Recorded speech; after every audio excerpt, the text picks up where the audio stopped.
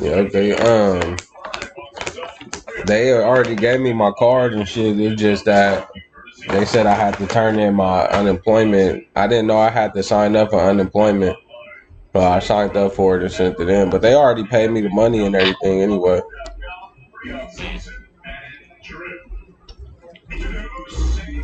Oh, that's my guy. That nigga, he be fly.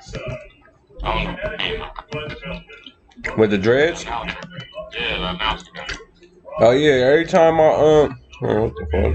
I'm able to. He got his own suit line. I think they mentioned one time. Cause he almost died a couple of years ago in a motorcycle accident. Oh damn. Yeah, when they did the article on it, they was telling what all he got going on. I think they said he got a suit. It was either a suit line or a cigar line. It's one of those two. But I know it's something, one of those upscale type of things. Definitely. Every time I watch a boxing match, like with my family or people who don't watch boxing, they always acknowledge him. Yeah.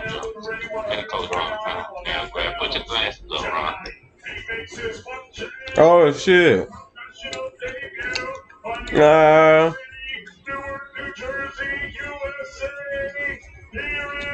Old man Gray. Look at Coach Ron in the building though.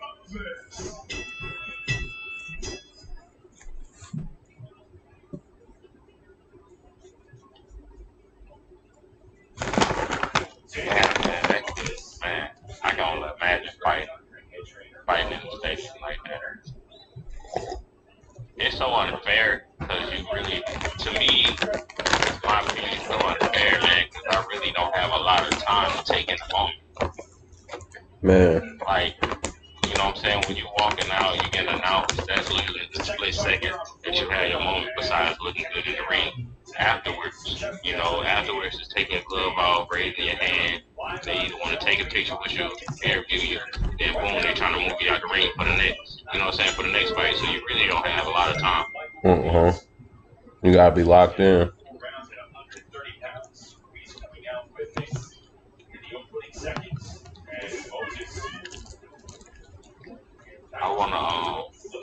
I want an opponent like my man's had last night,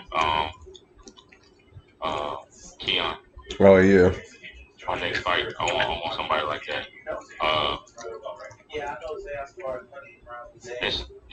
It's hard out here, bro, because it's like mainly the only fighters out here is skill fighters. Them the guys you've been seeing us punch on. It's trash ass, man. That's really all that's out here to avoid. But if I can get like a Mexican or some shit, somebody's gonna come out and throw hella punches, look good, but you know what I'm saying, not no world beater. Somebody's gonna, you know what I'm saying, make you tighten up and give you that experience. I know exactly what you're saying. Cause even this dude right here, you can see he gonna look the part. You know what I'm saying? His fancy shit look good. He might throw a punch right, but he ain't doing shit. Yeah. The nigga Keon was fighting was like a perfect test for an upcoming fighter because he go come in here throw his hands. Dude wasn't like sharp or skilled or nothing, but he was coming to throw his hand. He was coming to fight, not to lose.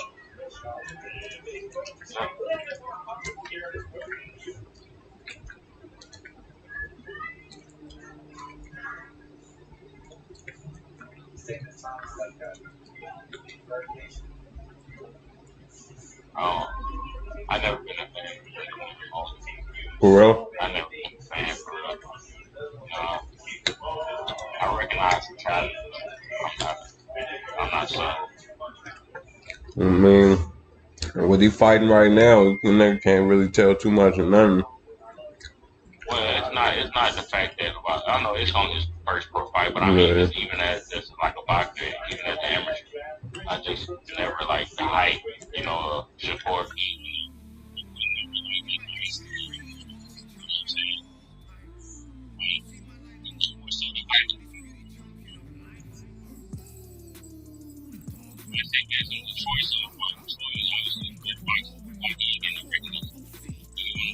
Oh, yeah, but you know what they say? I was just saying, you know what they say? It ain't what you know, is who you know. Who you know? Yeah. He blessed to just have a cousin that's, you know. He nice, you know what I'm saying? But I just ain't so fan. But it's like that. I remember I was saying that about music as well. It just be like that. Like, you know, the best boxer is probably a nigga we don't know. Well, It just be yeah, like that. like you said, people like I'm not a fan. I might be not a fan of such and such, but I'd be like, okay, he can rap. Yeah, But when I'm yeah. talking like trash, I mean they trash. Nah, real shit. But some niggas can rap. I'm just not a fan of this shit. Like a lot of niggas like Larry June. I don't like Larry June.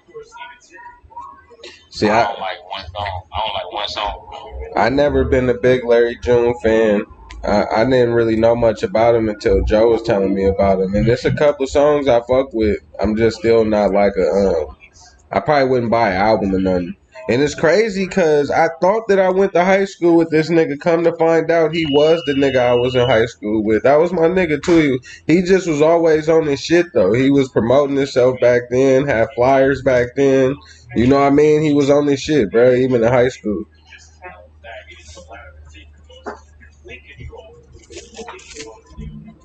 I think that's why it worked for him, though. You get what I'm saying? I mentioned that to say he probably not the best rapper, and he never appealed to like niggas like me. And even in the Bay Area, I don't think he's super popular like he is other places. But his consistency and his dedication is what got him to where he at. The nigga really was on his shit in high school, bro. He was doing more than anybody I knew to be in high school at least.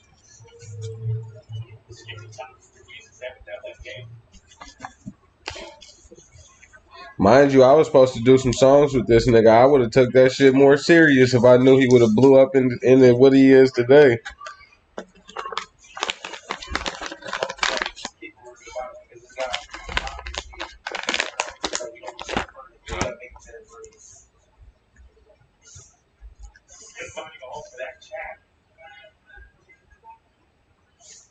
We even had this program at my school.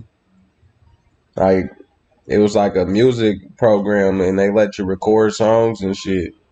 And most niggas, we wasn't fucking with it because they wouldn't allow you to say certain shit or cuss in your songs. And that nigga was in there recording in that motherfucking consistently though. Like none of that stopped him.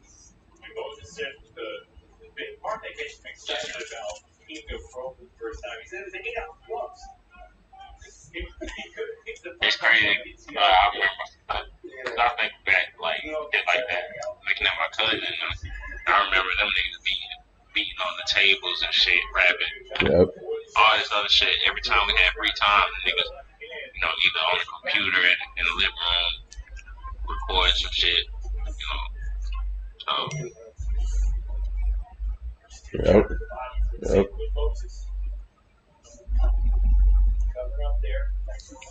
It's I crazy got so because much. any school I went to with niggas there, niggas was beating on the table, busting freestyles.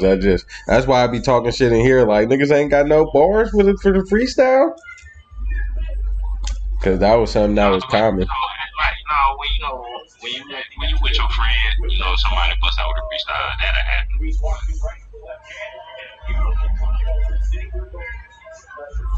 The type of vibe you was looking for, it ain't there.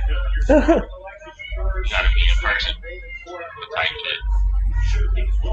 Nah, niggas just be scared to drop their little bars. It definitely happened in the other room with them. It definitely happened for sure. Even the females keep a freestyle with you. That's how even the females in the hood used to do that with us though. It'd be at least one of them that pop out, start rapping with niggas.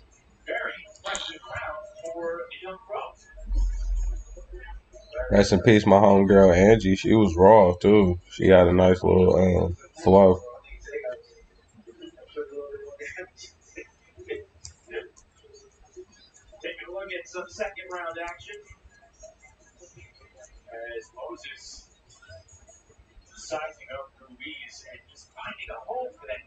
What's up, Rachel?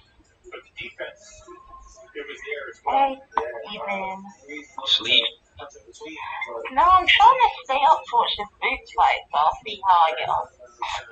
But it's like 11 over there, right? Yeah.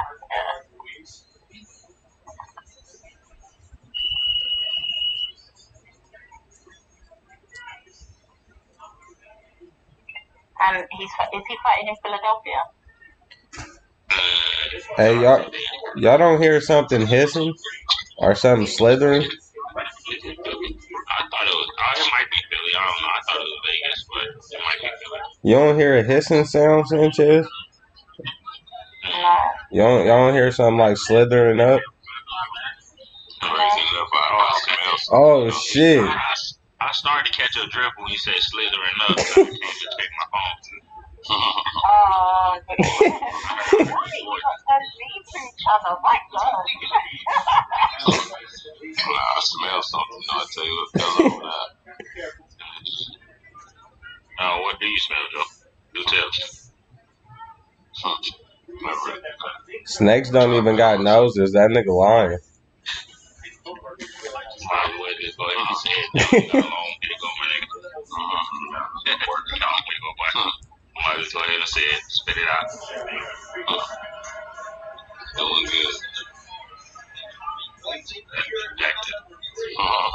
So what made you join Slytherin instead of Gryffindor? What made you join Slytherin instead of Gryffindor? Not answer that question. You seem to have trouble answering questions today. You've been exposed. I could never be. I see you have your army niggas is winning, huh? What these weak ass niggas, bro? Same play running ass niggas. Hey, y'all can't stop me. I see they learn shit since yeah, you know it too. Why you ain't play for the army? Oh, you gotta be an officer. You gotta be good. No, you gotta be an officer. I know she was going to add to it.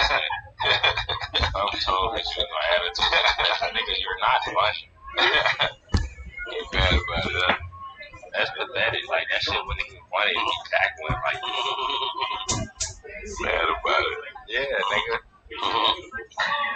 So you gotta be an officer. They gave me a little bit too much confidence for my life.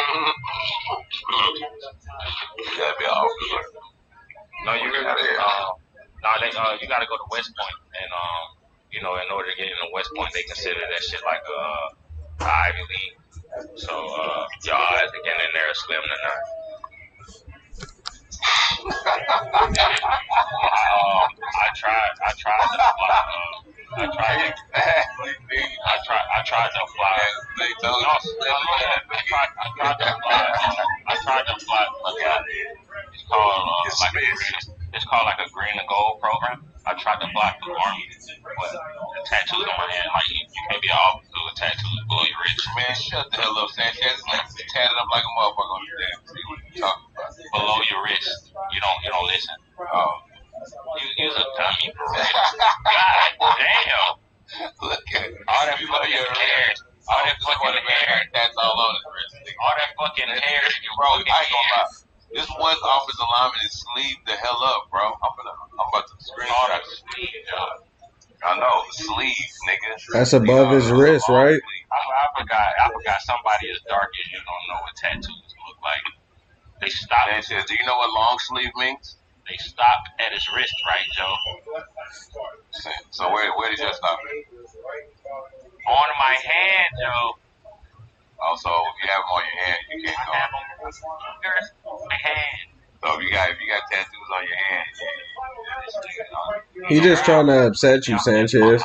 Maybe I'm getting mad. You finna tell me if you got tattoos on your fucking hand, you're out. Yeah, you can't be an officer. Wow. You can be like what they call a non-commissioned officer, like a sergeant. You can be that rank, but you can't be officer. Is that what you were? They call it like officer right there. It's not right. You know when you're fully dressed, Sanchez, because you're Isn't it white gloves? No, white gloves are for ceremony. Oh, okay. Only for ceremony. I don't know if this is a good showcase for Zaquan this first fight right now. Oh, shit's on right now? Damn. I'm watching this fucking football game, man. I just never really been a fan of his style, though. We out here fresh as hell, though, boy. Yeah. Undercard is on YouTube, and main event or the main card doesn't start until 6:10. That was a nice jab, though. Caught that nigga with a stiff jab in the middle of him trying to punch. They fighting who's card? Yeah, he's in Philadelphia. I just looked out. I watched him spar the Randy twins a couple weeks ago. This goes around in the middle corner? Yeah. Yeah, he's the cut man. Yeah, we saw Coach Ron. You trying to act like he wasn't going to get in. He was wearing orange gloves. That's the fucking ball, dog. Hey, Southern, I found a new pair of gloves. They're 24 ounces. They talking about those, That nigga said, nigga, them ain't boxing gloves. Them is soccer boppers, nigga. This nigga Southern heard the ounces and knew the exact gloves. Yeah, because they're the only ones that's really advertising those gloves. Hey, Joe. Hey, hold on. Hey, let me talk to Joe real quick, son. Why you be doing that, Will? Why you be cutting niggas off while they talking? Why you can't just wait your fucking turn? Fucking squarehead. Why you always ask me the same shit over and over? Wait your goddamn turn, motherfucker. Southern was talking, telling us about the 24-ounce gloves. Okay, I'm finished.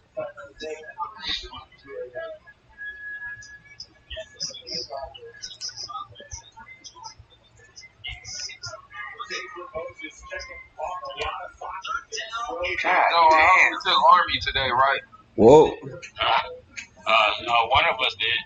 You can still, Zaquan still got like a... I just Army because my nigga says it's like a fucking stab super. Zaquan still ain't grew into his adult body yet, though. You still tell that he's got like a growth spurt on him. Yeah. Exactly, Southern. You can tell he still got kind of that 17-year-old frame right now. No, you still got some of that. Shut up. Probably see a power increase soon, too. You can take Army, bro. You can take North Texas.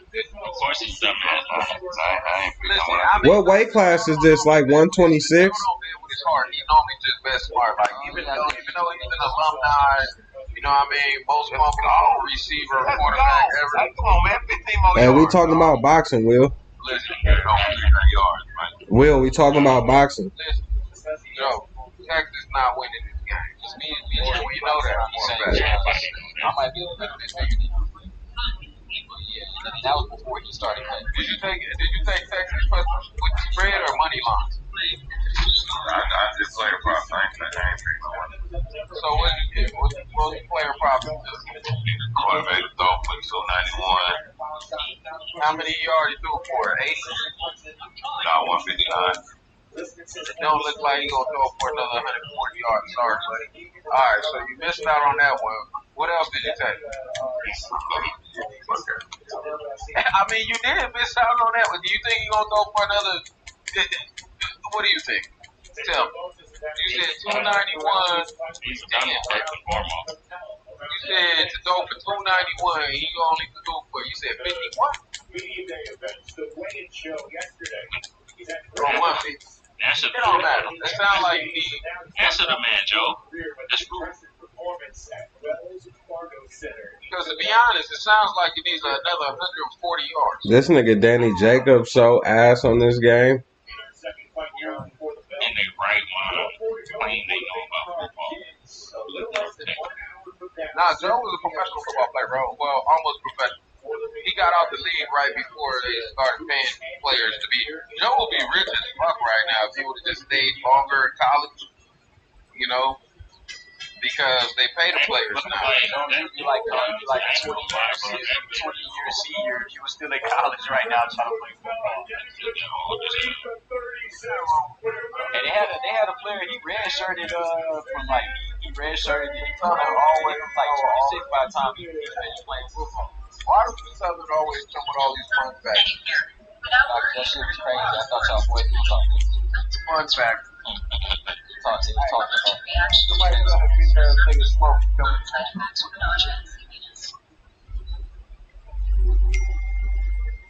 And how they say, look, I just caught the tail end. What up, nigga? Mediocre. What up, nigga? Oh, somebody told Smoke to come in the room? What up, nigga? Man, how you been, man? Congratulations on that new bouncing baby, on the new bouncing baby. I bet that little kid shitting everywhere because you buying on some goddamn cheap ass baby food, bro. You gotta feed that nigga right, bro. You can't be giving him. Damn, this nigga Shakur look fat as fuck. Shit running down the baby, bro. You can't have shit running down the baby leg leaking out the side of the diaper, bro. Remember when I told you I saw Shakur and I was like, bro, Shakur was definitely way bigger than, like, much bigger than me in person. Yeah, that nigga look big right now. Yeah, he's over it. He's probably like 20. Hey, no, let me think of that shit. Was it me? Or did it seem like Shakur wasn't too happy about what was going on? Hey, bruh, I got the picture. Joe. Hey, I got a video. Hey, you ain't lying, nigga. Hey, and didn't I say this nigga go start getting jealous? I'm trying to tell you, Joe. Put the picture up. I got a whole video. Hold on, wait till I'm done with this online fight. I'll put it up. Get in on fucking Shakur. That nigga was fucking hot. I was like, look at this. And Terrence Crawford was smiling. I'm like, what's going on? Crazy. Bud was going crazy. Yeah, because Shakur know that he finna outshine him, bro. I'm telling you, nigga. I think he realized I think Shakur could never come in with a fucking drum line and lead that bitch like he's drum man. Exactly. He don't got the charisma that Keyshawn got. I'm telling, they gonna end up fighting, bro. I'm telling you. No, listen, that nigga Keyshawn, bro, he got Virginia. Man, listen, they fuck with him. Dog, Pusha T was in the house. Mike Vick was in the house. Nigga, Purnell's son was in the house. Like, I don't even know the local Virginia rappers that was in the ground. I don't know who the was, but I mean, man, they fuck with Keyshawn Davis. Real. No, Tank is there. That man get that title, bro. No, Tank gotta see him because he could. I think he's gonna fight Shakur. I was just telling Will this. I think he go end up fighting Shakur before he ever get a Tank fight. Yeah, I can see that.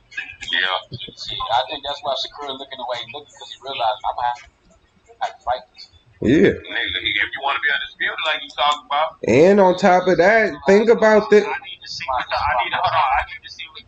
what y'all talking about first, but from the picture it sound like y'all paying. It sound like maybe when it's in front of you, it's different. Like he actually seeing how much reach this nigga actually really got. Exactly. That's what I'm saying. Like that.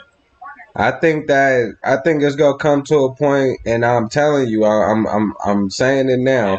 I think soon it may be Keyshawn next fight or something. You're gonna see Shakur say some hating shit about this nigga on the video. This nigga put Troy on his fucking his co-main. He had Abdullah Mason that had a crazy fucking round of the year type shit. Then on top of that, he put both of his brothers on this fucking undercard. Nigga, don't forget about his sisters. Then he had that Twistless singing the national anthem. Like, and he came out with the fucking drum line, nigga. Matter of fact, Joe, you know what? He was leading that up. I think about getting some steps. You know what pissed me off, Joe? You know what pissed me off? You remember when I asked you who was that white boy with the beard? Yeah. So it was a part on TV where Keyshawn was trying to get to the ring to see his brother Keon fight. Yeah. And when he walked back there, he was talking to the dude. Keyshawn turned around, was like, everybody he was like, his point was like, everybody that's with me, they need to come, you know what I'm saying, they come with me too. Just letting them know, like, this shit for me, that shit kind of proved the point to what I was saying a couple weeks ago. Like, if that shit for you, You tell these niggas how to operate around this bitch. It's my show. Yeah, he did though. Keyshawn did his thing, man. Gotta give it to him. Oh, Gotta give it to him. Huh? man. No one No, off man, Virginia was lit, bro. I never thought it was gonna be like that, bro. All right. I was talking about it crazy. I was like, bro, 1,500, it was way more than that. Definitely was. That shit was crazy. Hey, y'all, can I ask a question? Yo. So, once again, my cousins be saying, I'm in St. We are saying down. Your cousin ain't the only one. Yeah, you is a tank hater, though. They was talking about Keyshawn. They're like, oh, Keyshawn, take a break, Keyshawn. And I said, it's a whole lot of smoke around here. And Tank only seems interested in these paydays and taking the least amount of rest. I'm just I disagree with that, all but in the hate aside, bro. It's like we got a lot of smoke. Make the fights instead of getting on Twitter. so who else? So Last night. You say that to say what? yeah, you're not making a point, Chuck, because what you saying ain't really true. All I keep trying to tell my cousins is that I personally think that the guys that elite boxers, like I can understand everybody doing that, but it's just like y'all can understand what he score, this person, that person, but these guys ain't getting no contract. All right, so who is they? Hold on. What risk have they took with the when have they took the most risk with the least amount of money? When have they did that? Even when they brought out Mario Barnes, I think if my memory serves me correctly, Mario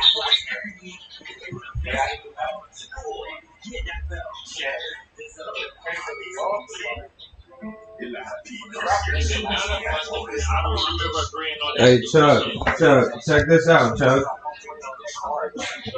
Chuck, this is why boxing fans are a little annoying. Chuck, this nigga Keyshawn has 12 fights, bro. He, even though it's like, oh, but it's like 12 fights. Why not go get it now? Why can't you experience that? bro, it's common sense on why he not gonna get him right now, Chuck. This is what I'm saying, bro. This is.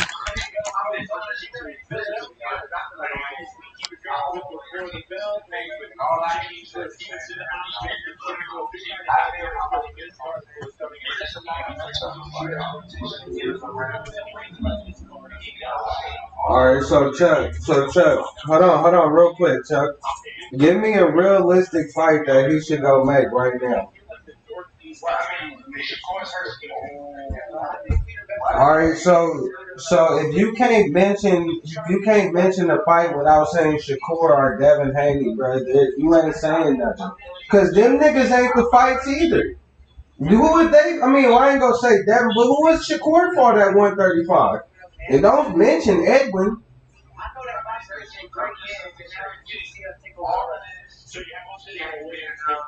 I'm saying you shitting on Tank's resume. You're shitting on Tank's resume and trying to mention niggas like Shakur, but whose resume is better at 135?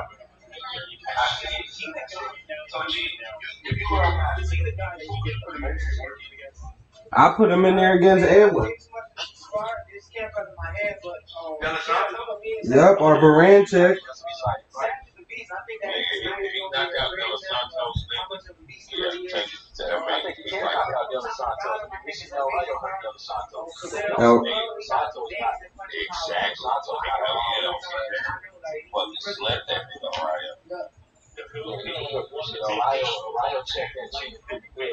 Yeah, that's what I'm saying. So it's like, but also crack too. That's what makes it deciding fight. I would love to see Del Santo take it. That's a fight with Tank Nod. It's like, oh, ain't nobody pull out all the tools. I think that's a fight.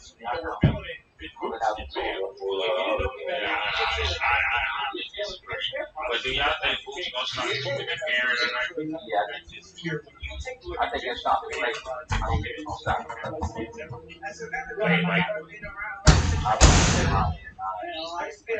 possibly 10, but I think Karen is he's not coming around. I think since Shakur was doing that, he's trying to get over there. He seemed great. yeah, I like I think that. that's the hell of a I like that. He might try to get a step back. Like I'm trying to belt. Hey, when you got to step back, this is somebody that should be under just like a No, yes, he can look at stuff back. And next fight's supposed to be in a ratchet year to belt. If he get the belt, he wanted to defend that bitch against Edwin, but Edwin has been so inactive. We ain't seen this nigga the whole fucking year. No, why he just got his visa renewed, so he probably so I just still follow because I knew that was gonna happen. Once that shit happened with Shakur, I knew that nigga was gonna get shit up. not good. I think probably what was going on, the two outside of him, getting the visa renewed. I think he might be teaching 140 because I just saw a picture of and when he made a post on IG, so he looked pretty good. Not bad, but he looks like he's outside. And some of these guys, when they come to the boxing, still small. But if it's I need to do something that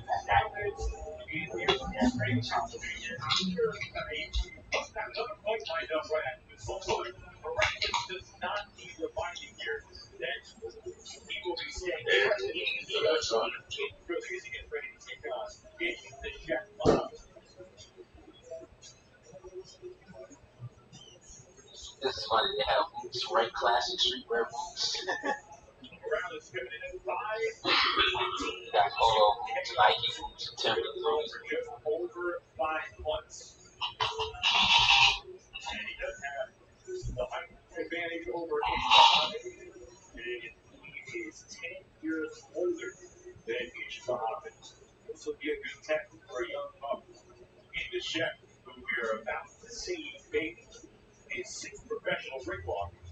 Those Santos is fucking dangerous, bro. I ain't gonna lie. I don't know. Same shit, dude. I mean, it's a simple the same thing. You know, the nigga been inactive, you know what I'm saying? But yo, I'm trying to take advantage of a fucking LeBron Roach. You might as well call it.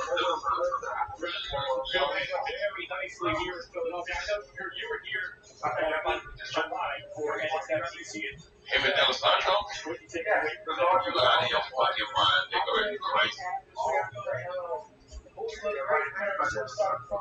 Hell the fuck no, we not, nigga. Del Santos can box, nigga. You ain't no one trick pony, nigga. What? Bro, hell, man. Have you seen Del Santos fight? That nigga is an excellent boxer. That nigga want to get surgical on his nigga body, hand, nigga, bro. That nigga's like that, bro. I'm sorry. I don't give a fuck what nobody talking about. That nigga ain't no right hand, nigga. Bang on his right hand. Yeah, right. That nigga got jacked like a both of them bitches. Yeah, he do. That nigga, he spun down right on up. I'm putting on with no right hand. See that? Fuck, he hit that nigga everywhere. Like a fucking 100-plus combo nigga. I was like, what the hell? Yeah, when I go back and watch those highlights, bro, I really Man, that fight was lit. That whole ass dude was so underrated. I feel like that would be dope if that fight, Chukhadzhian against Alabama. And that was Brad Ohio. He tried to bait him into me personally. I think he tried to bait him into coming to you. I think that should be the game plan. Trying to get him to do something that he's really not used to doing. And then make him fall asleep, man. Once he falls asleep, is where you try to attack. What's his name was going last night? Good job. That's the one. Yeah, that's the one.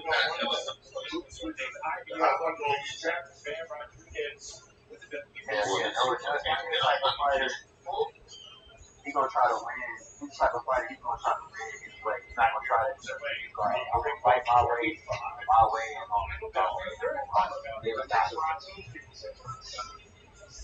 Even at tables, you don't even research hard. Really quick before he fucking shoot your food first. Real shit, yeah, and I always say that. People took Tank all the way to the middle, and I'm like, just imagine Tank can't do that. He had a full training camp to prepare for people, because he'll get more the last second of play. Man, that nigga hurt his hand in the fight. I don't mean so. That's the thing. He had his fight. Now make fights. I feel like he could have knocked him out. Now make fights.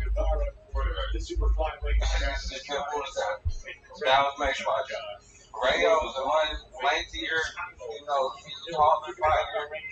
Nigga, he has a way better chance of keeping a nigga like Pitbull on the outside, having a better chance of actually outboxing people and making it look that way than a nigga like Tank who almost gets his orders.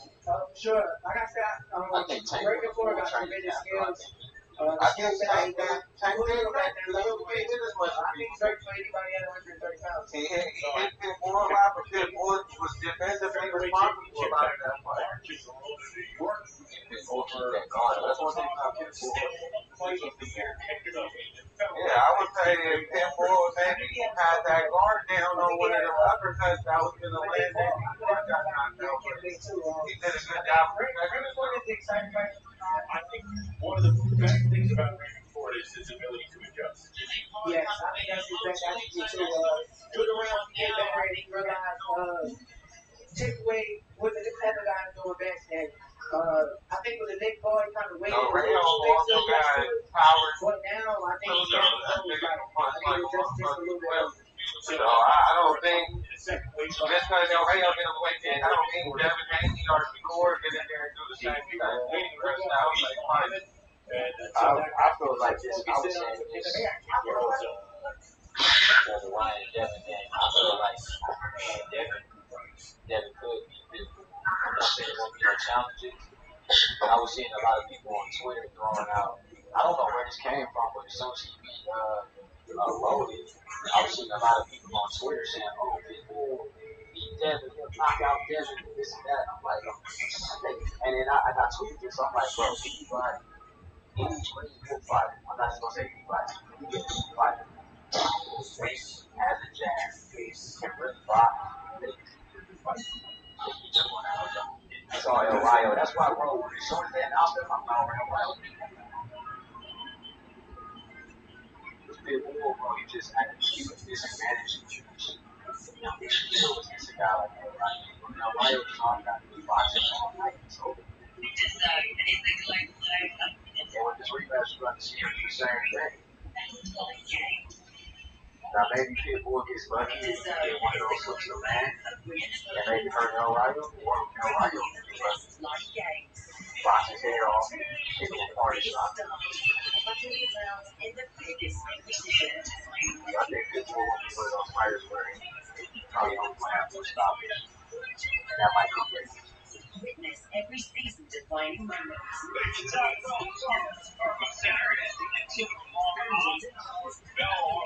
Stevenson. I'm Justin Jackal. We are ringside. Fellow Senators to continue along on before he bell on with Shakur Stevenson. I'm Justin Jackal. We are ringside. We are before bell. Now the field round is already being ready for the red walk. Hold your fighter up here. So waiting for the well. One thing that's not good happened to me is watching promotion. Now I just show how the interview is committed to this thing on the hospital. One thing that stands is Iran. Like watching Iran now for 2 shows. Now they're going to get it's not going to be don't contest. And they posted to Iran. Iran stays home for the hit with them, showing the way it's not just Iran's entire and its family. That was a good job. And they're showing these young fighters in the ring and clearly trying to get that shit done. Their great father had boxing schedule. I think they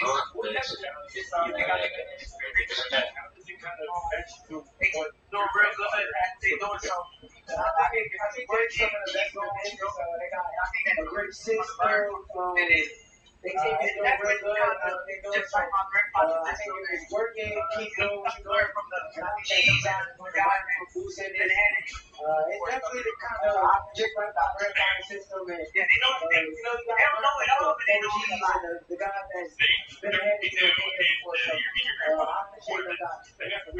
Yeah, they don't know it all, but they know it a lot.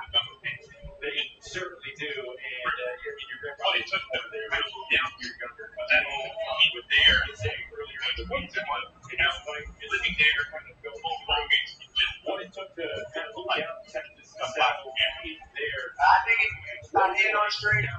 Living I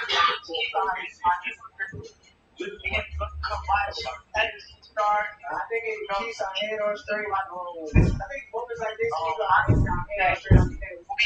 Come watch as a superstar. I get back in this place. When we get back, we're going to the drawing board and we're going to stage. I think we'll bring up high and then go from there and try to go out. We're going to get our you frame it obviously and say, like, well, back four right there.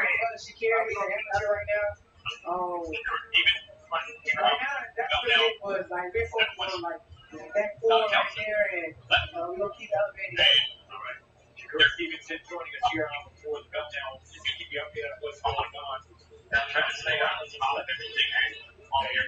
Again, we're told that there could be a camera issue with so we're trying to stay on top of everything. Nelson Morales has left to go great again. Right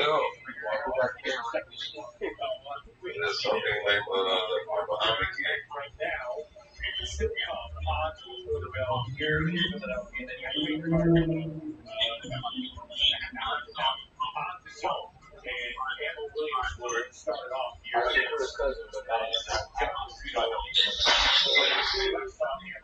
Saudi Arabia with 5-6. What do you think of that concept? 5-6.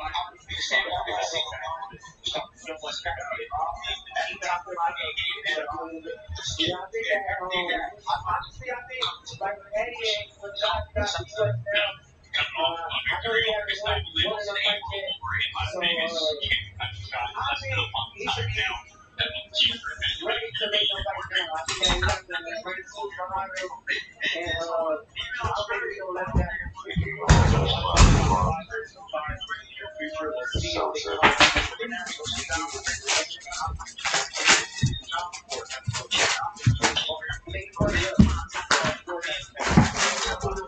So the card started already?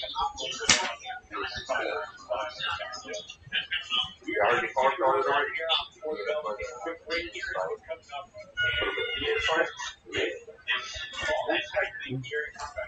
He's like some guys. It's like it's his main promoter, the promoter he was working with before he signed over to Kenny Hearn. Like, you know, that's who's the card the card is on.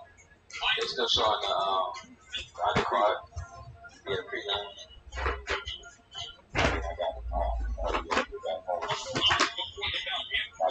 I'm not even watching this.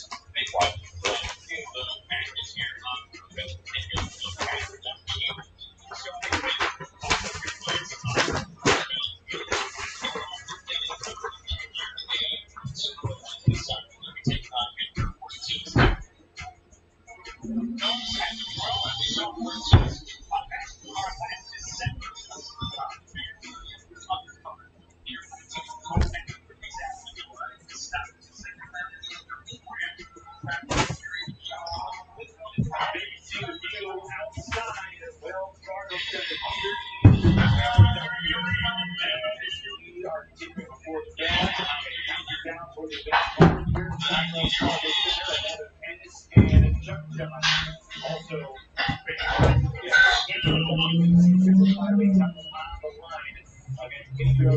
those are the top matches on a stacked card here in Philadelphia.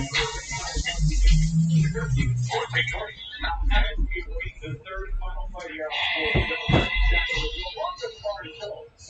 who has competition. Yeah, ringside.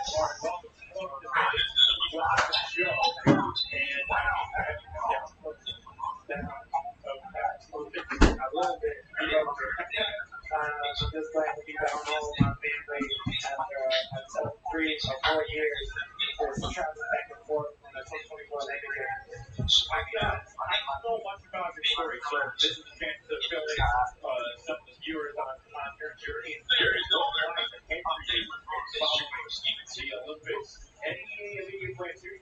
Yes, leading up to the Olympics, I went through the Olympic process and, back and forth to different cities and countries. I made my way and got my ticket to the Olympic Games. And now just waiting for my opportunity, seeing what's next, weighing all options, and I'll make my decision probably in the next. Making my way downtown, walking past people, looking hesitant and being completely in control. And you can just tell that it is the latter particular complete control, fully imposed just like Picasso. Then good body counter from Taylor Moses. Michael Ruiz, at 32 years of age, made his pro debut last May, began at 0-2, earned his first win in his third pro fight. Trying to ruin most. I'm looking at some clips of the fight. Get the top. Ruiz tapping down like that.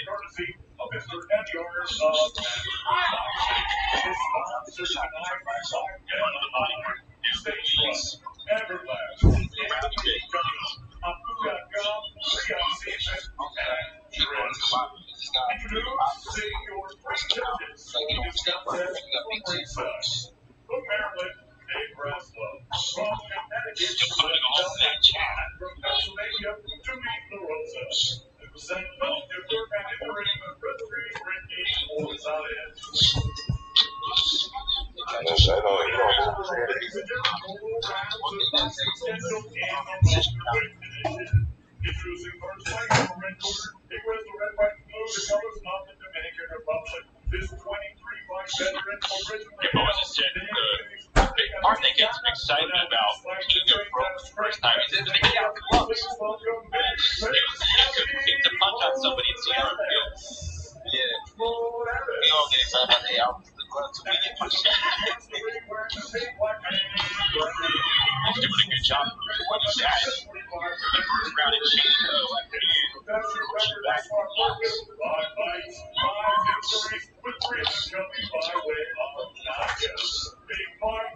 Still jacking the body from Sacred Moses. Cover up there. Too much combo and then unleashing. Nice combo. Much of it sharp, though. So you're right, I wasn't seeing much slipping or anything. But I think that's because he got a guy in front of him that I think is so much more better than him. Right. This kid is good, man. Of course, he's still got improvements to make those. Oh, that was a nice combo right there. Yeah, I like how he's putting these punches together, going from the head to the body. Big head, little man.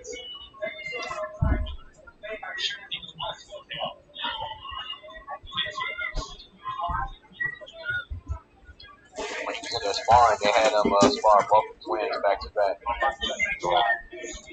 Then the first twin he sparred, he went after the spars. Today he went over the spar right Saturday.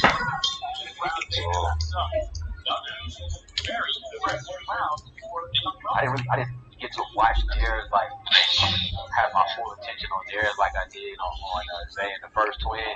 But I was like going over and listening to theirs every couple of minutes. Looked like some good work.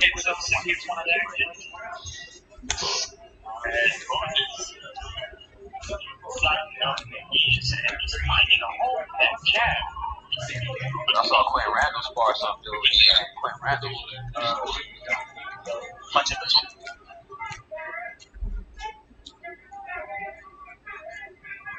I can't remember the welterweight he was sparring. I think he was undefeated. And I saw Marquis spar too. He putting in work.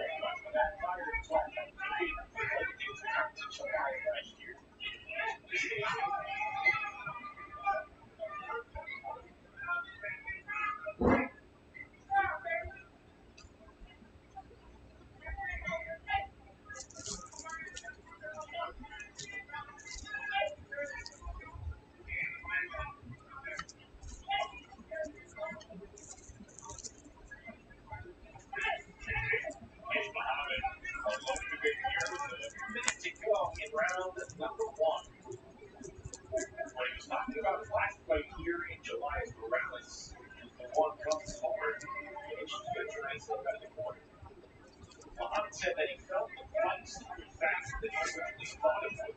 And he said that the knockdown was more of a shock and a flash knockdown. He said that the effect was good. He said from there, he regained his composure, slowed everything down, and that helped his corner. That he's able to stay stopped but smart to keep the jab. That's what he's doing right now. Mark during the round, as the round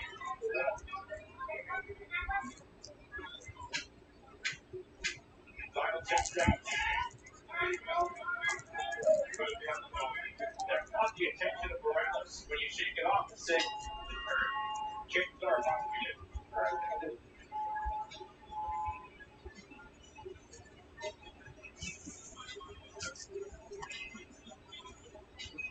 Let's take a look at some of the action from round number 1. And he's Muhammad. Fighting a little bit on the back foot, but that's by design. Right, Amari? Yes. Letting his shots go off the box and off the movement. He did great at using the jab and maneuvering the shots. You see this head trainer goes to Ennis. A long night ahead for him. Already one win in the bank with Dennis Thompson Jr. kicking off our full belt coverage. And now we have the chef, 22 years of age. He resigned in year 9 here with them.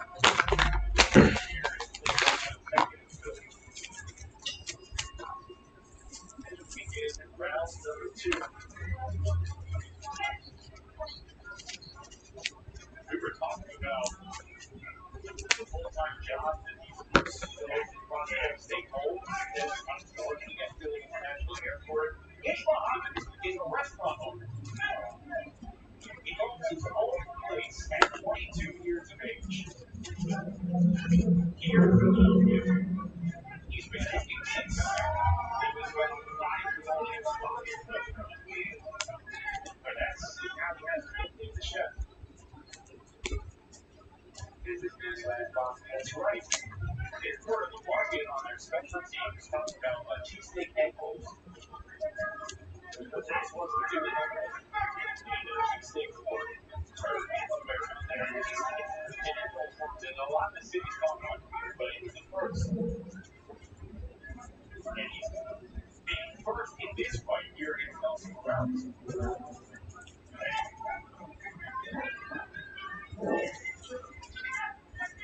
Taylor Morales' corner urging him to don't hesitate, let the hands go. What do you like so far? That we've seen from Ish Muhammad. I like Muhammad. He's doing a very good job putting those shots together and keeping it moving. Great jab. We're going down to southpaw. He's doing a great job at going the right way and checking out the way just like that. But Morales walking into a left hand ready to go. Now Morales a little more active here in the second round. Maybe the advice on this corner.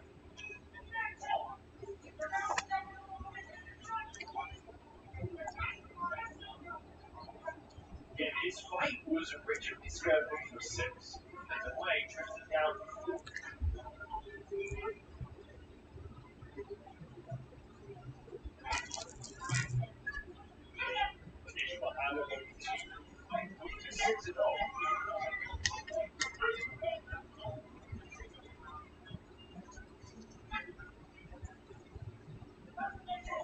What up, yo?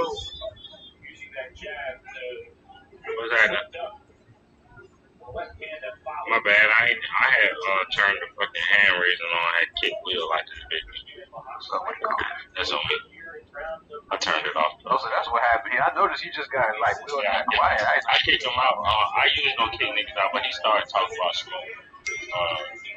Daughter and shit in the farm. Yeah. So before it got bad, I just kicked him out. Okay, go out. What? No, I said I turned the hand raising on. I ain't seen you down there. Cause I had kick wheel out. It won't let you send niggas to the ghoul. if you turn the hand raising off. So I turned it on, sent it to the goo, let him back up, and he started talking about Smoke Kid. So that's why I kicked him out. Well, I said, but yeah, I said that to say I ain't see you down there. My bad. Why the niggas on the card?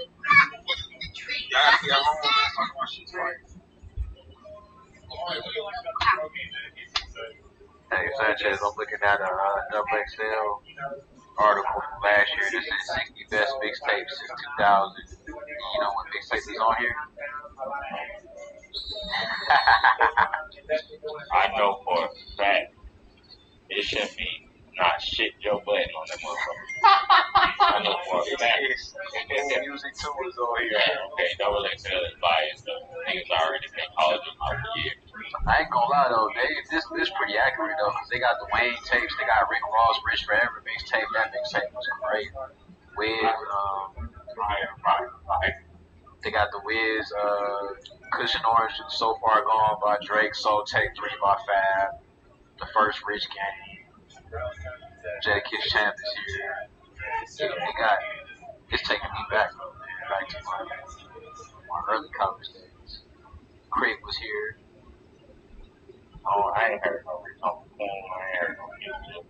Oh, they got plenty of Future. You already know they got Beast Mode on here. And a couple other Future mixtapes. No, Future definitely got. They got 1,000. They don't got Future 1,000. They probably not, because that wasn't one of his bigger ones, you know, like nationally. Man, Future 1,000. What? Shit was trash. You know, they got True Religion on here, Trap or Die, Jeezy, The Warm Up, J. Cole. Let's see, of course. They say about nothing while later, so shit, so.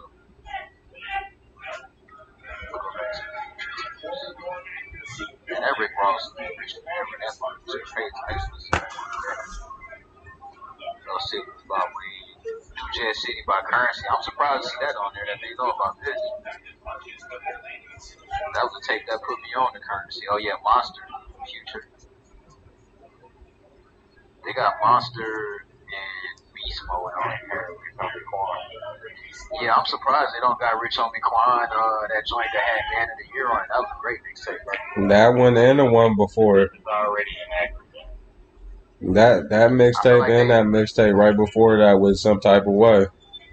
I feel like they got every game right except for that, because they got, like, for example, right, they got Crenshaw by Nipsey.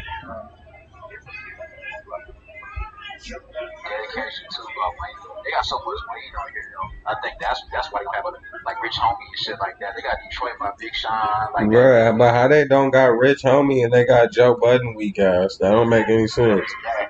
Yeah, that Move Music series was crazy though, bro. Stop it, Shaka. I'm keeping it real, bro. Did you listen to the Move Music, or no? I ain't know nobody listening to that shit, so that's my whole point. That's my whole entire point. He swore up and down that bumping Joe Budden. I'm like, bro, that's why it was on that list.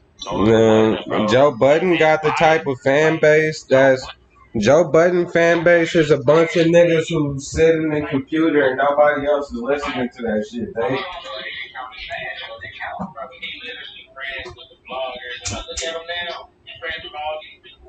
Yeah, that nigga ain't never had no wave. Even Bump It Up, that was that nigga hot as shit, and that didn't even catch a wave, nigga. Well, nobody, that was his hottest commercial song. I'm telling you, the mixtapes they get into. Start having bumping no fucking Joe Budden. Sorry. Maybe not where you at. But see, what Ace was saying, Ace made the point. Niggas sitting in front of their computer, the internet niggas, but they count. They count, but I'm saying that's not like a wave. That's more of you got a cult following that kept you alive. Yeah, you know what I'm saying? That counts as a wave. No, a wave is when you got a wave is when you got the world slapping your shit. Like when there's everybody slapping you. You might have one or two niggas like me saying fuck that shit or something. You know what I'm saying? see that. I could agree with that. Like, look, there's been niggas I didn't. Yeah, it's been niggas I didn't like, but I admit they had a fucking crazy wave. You know what I'm saying? Yeah. As for Joe, he was more so the cult following. Yeah, Joe Budden got like that kind of, I'm gonna say like Brother Lynch Tech Nine type of wave, like It was the hip hop. It was the hip hop blog wave for him. Not wave, but that was the hip hop blog. That's why I was telling Sanchez. That's why his tape was on there is because of that. Like they got Joey Badass 1994. You know the thing is though, Southern, Joe Budden's not a bad rapper at all. I think he's just corny. I think he's just corny, and he's not a good songwriter like that. You know what I'm saying? He's a rapidy rap dude, but for all the rapidy rap cult followers, I listen to rapidy rap, and they just ain't it. Nah, I get what Southern's saying though. It's certain people. I'm not even the biggest Joe Budden fan. Like Chaz, when he caught fire, I would say like the mood music, because the one they got on here that was the second. That was the one that kind of like, okay, kind of noticed it. But this was after Pump It Up, so he wasn't like Def Jam or nothing. He had been sitting for a while. And he wasn't a priority on the label. As soon as he left, and they started dropping the other movies like back to back, like around that time Banks was doing the Five and Better, he was doing the music, and he was dissing fucking Saigon and Prodigy. Like that was the peak of his mixtape era, the mixtape era. So, buddy. So the cult followers, the people that was on it, because I ain't know nobody else jamming that shit either. You know what I thought? You know what I think fucked it up for Joe Budden's? Nigga, the game. I think the game fucked it up for Joe Budden. Because Joe Budden had a chance to get some momentum off of Bump It Up. But the game came and started beefing with this nigga so early in his career. And the momentum the game had, bro, it was no beating that shit unless you was a 50 Cent or Jay-Z or somebody. I don't think that really hurt him. I think what really hurt him was as far as his ability to make hits. So after Pump It Up, it was like, what's next? And he really didn't have another record like that. And also, I feel like that really wasn't Joe Budden. Like the mood music, the mixtapes, that's Joe Budden. Like that's what he do, and that's why I feel like Slaughterhouse made sense to me, because that's the real Joe Budden. Pump It Up was like the commercialized, like you need a radio record, Joe Budden. But I know y'all love music, but I feel like it's spending too much time on Joe Budden. But one thing about Joe Budden's flow, no. I'm not a huge fan of him either. I'm gonna keep it real. That nigga can rap his ass off. I give him his credit, but I'm not. Right. Like, he can rap for sure. He can definitely rap. I don't got none of his music in my library. But yeah, I think Rich Homie should at least have one. But it's hard though, because with all the like Wayne tapes they put on here, they put more Wayne tapes than anybody, of course, which is justified. Yeah, because Future got like 2 or 3. I can put like 5 Lil Wayne mixtapes over any other rappers for sure. Yeah, you got. I'm just name you the ones that they put on here for Wayne. He said 50. That's good on the count for the other 45. Now, yeah, at least 2 of them Rich Homie Quan. At least 2 of them Rich Homie Quan mixtapes were supposed to be on there for sure. I think Rich Homie should definitely have one. When you look at the tape, I feel. Nah, them first 2. You could take Rick Ross. I mean, it's tough though, because Ashes, Rick Ross, and Richard. I have never slapped a Rick Ross mixtape. Now hold on, what was that scheming shit? Was that mixtape or album? Yeah, that was Rich Forever. That was the mixtape. Okay, yeah, that mixtape was hard. I deserved to be on there for sure. Crazy at that time. Yeah, that should be on there. I ain't arguing that one. This list, at some of these tapes, like I would say the list, when the list starts naming tapes that are like 2009. I'm taking Joe Budden's off of there for sure. If you look at the list of the 2009s to 2012s, that was like the Dat Piff era. Do they got Wiz Khalifa mixtape, 28 grams? They got Cushion Orange Juice on there for sure. That's a no-brainer because the numbers that Cushion Orange Juice did, bro. It had to be on there. That fifth way before 2012.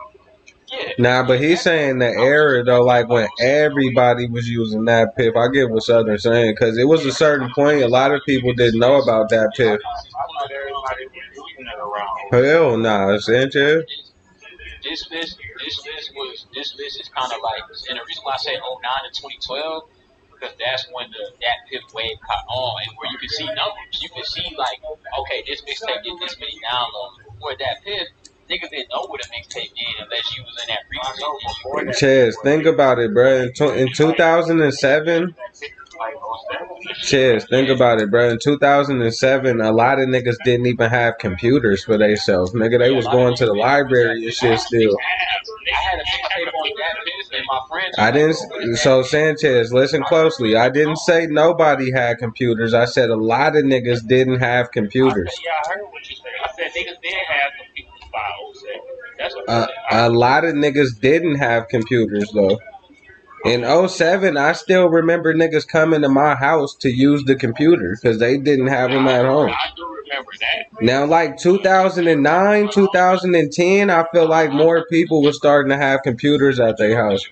I do remember niggas coming to your house and shit like that using computers, so that's one. Two, I still remember the majority, the masses, like 95% of people had a computer. Yeah, nah, maybe in Atlanta, not out here though. I ain't gonna lie. A lot of niggas didn't have. They had computer access though. That's different, but they didn't have computers at home where they had access to it all the time.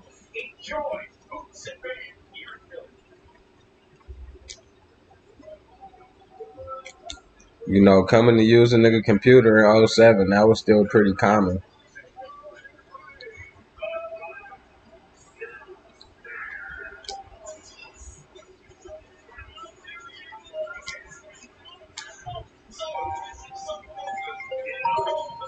This nigga Will keep trying to call me. Yeah, it's in the chat.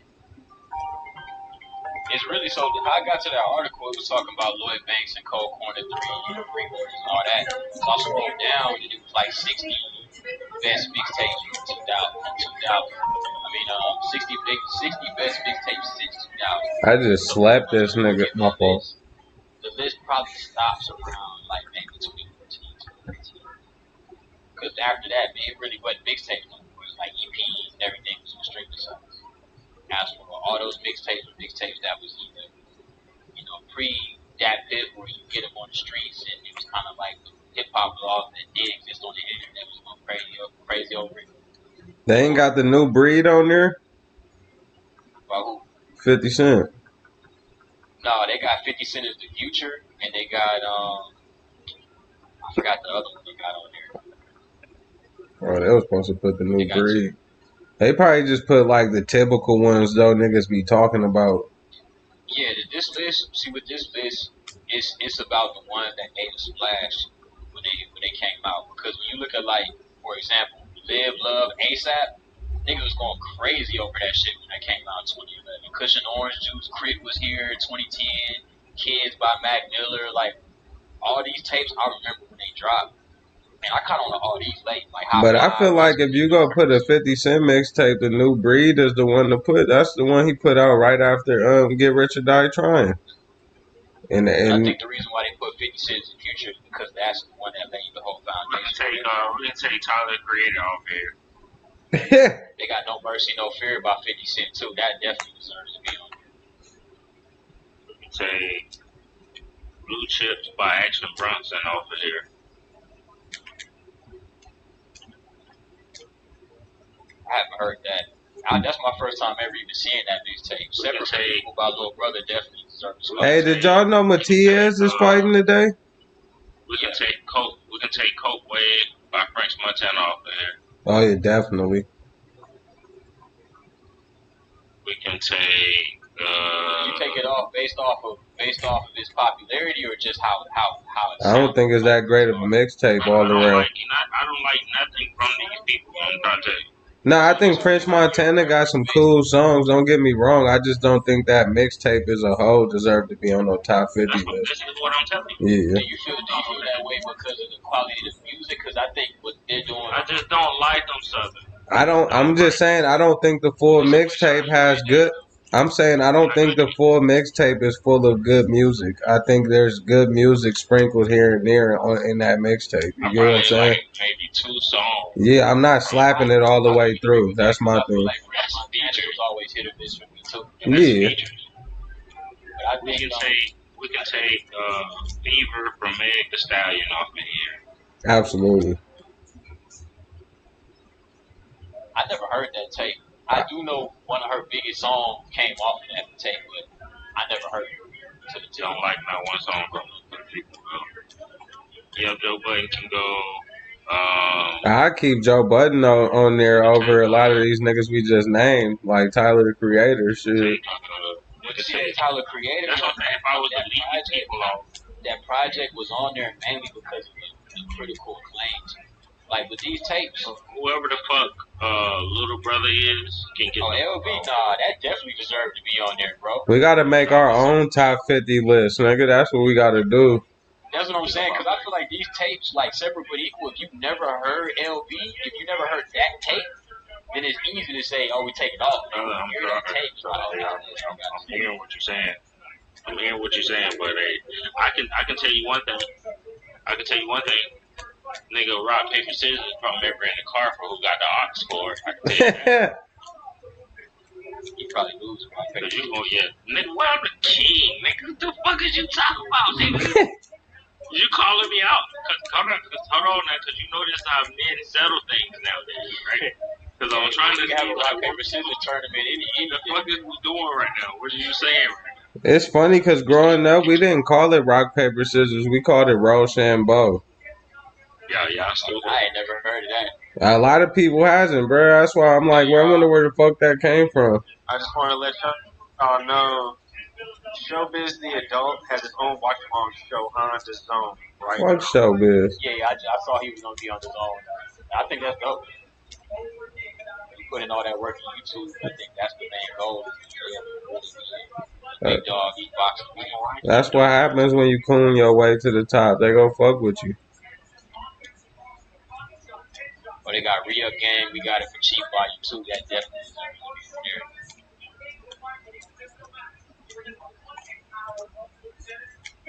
This list ain't that bad. Now, a lot of this music I don't personally own, but I have heard some of these tapes, and I do remember some of these tapes when they came out, and how crazy it is. Man, this shit can get the fuck I don't think Tyler the Creator should be on top 50. Nothing hip hop, nigga. That nigga doesn't even have a hip hop fan base. Let's be honest. What a Time to Be Alive is on here. See, I didn't scroll this far now. Yeah, Young Rich Nigga by Migos definitely deserve to be on this. This is trash ass. What about the Hustle Gang mixtape? That's not on there? Yeah, that's on there. Oh, okay. Hustle Gang, no, it's not on there. Oh, wow. They do got a PIP. How about that? You probably see Rich Gang or something. That's crazy. Yeah, that's what I saw. They do got down. Oh, yeah, Rich Gang better be on there. That Young Thug and Rich Homie Quan mixtape, nigga. This list, bro, they have some of those. I don't think that the list is like, in my opinion, personally, some of these projects we may not like, but when you look at the critical acclaim and hype, I think hype around these projects. All right, now I get that part though, Southern, and I'm with that as well. But my thing is this: when it comes to niggas like Tyler the Creator, you don't even have a hip hop fan base. The niggas who listen to you, they probably don't even listen to other rappers, nigga. Nah, but see, I think that's why I disagree, because I know a ton of people that listen to Tyler the Creator, they're hip-hop fans. Oh, wow. What type of people do you be around? I've never met a nigga who listened to Tyler the Creator. That's what I'm saying. I've never been around a nigga who like Tyler the Creator. Who you know that like this nigga, bro? Nigga, bro, I know plenty of people that like Tyler. I'm talking about people I know, people I follow on social media. These are just regular niggas. You talking about social media? I'm talking about in real life, nigga. I don't listen to Tyler like that personally, but niggas like Tyler. That's what I'm saying. You talking about social media, bro. I'm talking about real life, nigga. Niggas is not slapping no Tyler the Creator, bro. The people these niggas are not hip hop niggas, bro. These are people that's posting the music. I think when you talk about your circle, I get that, but Yeah. Hey, bro, you couldn't even mention nobody in real life you know who slapped this nigga, bro. You just mentioned social media. I just told you my friends, bro. It's so many people I know that fuck with Tyler. I personally don't really listen to that nigga like that, but You don't know I know a nobody. lot of people that I do, bro. I do. Name one. Name one. Bro, I just told you my friends, nigga. My friends. I don't have to name all my friends, bro. But yes, my friends listen to Tyler. That nigga asked the name. He asked you to name one, and you said I don't gotta mention all my friends. I don't. He said name one. That's all he said. But when I look at Tyler, You remind him now the of success Bam. this nigga had, bro. He got hip hop fans. Southern, you remind me of Bam. Whether y'all don't like him or not, bro. You know how Bam be like, y'all my friend. That's how Southern sounded when he like, I just said it, my friend. I'm telling you, bro. That's how do you think I know what you and Tyler be coming out? I don't look up Tyler, but I be hearing this shit like that's Tyler. Yeah, I never accused you of lying, Southern, but right now. I accuse that. I'm not lying, bro. If y'all niggas know me, y'all know I know a lot of people, bro, in my city. I follow, and the people on social media, 5% of those people I know in real life, or I met in real life. These are people that sharing and reposting the music. You don't stop lying. Ain't nobody reposting no fucking Tyler the Creator. Alright. Stop lying. You can say that, man, but hey, bro, that nigga Tyler's successful for a reason, man. And once again, like I said, I'm not the type of person to go look for Tyler. Nobody said he's not successful. I said he doesn't have a hip hop fan base, nigga. That nigga has a pop. He has a pop fan base, nigga. He doesn't have a hip hop fan base, nigga. Okay. I feel like part of his fan base is that because we know he definitely got a lot of white people that like his music, but there is a lot of black people that fuck with his shit. Man, no corny at. And a lot of them niggas ain't in the hip hop fan base, nigga. Make just cause they black don't put them in that fan base. Right now, since y'all say I'm lying, my partner Riley in Dallas, right? This nigga put me on to Tyler, Earl, and all them niggas over there, right?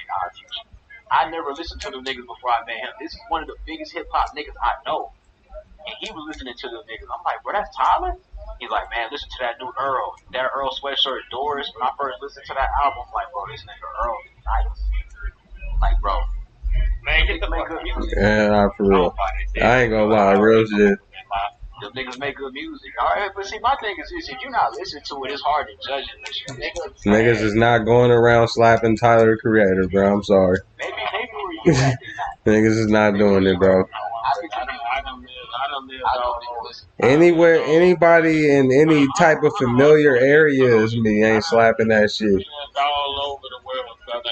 Not one time have I ever heard a nigga say, put on that Tyler the Creator. I done heard niggas bump Eminem. I don't ever exactly. Put on Eminem has a hip hop fan base and a pop fan base. That's why. Nah, I ain't never heard nobody say, put on that. Niggas just play this shit, bro. Bruh, I done heard niggas slap Justin Bieber before they slapped Tyler the Creator, bro. Every time niggas get together and they start playing music and niggas is feeling it, somebody requests a song every time. Bruh, I've heard niggas play Justin Bieber. I've never heard niggas play a Tyler the Creator song, ever. I've never heard Tyler the Creator bumping out. Like, I literally heard niggas play Baby, Baby, Baby, nigga. I've never heard a nigga throw on Tyler the Creator, ever.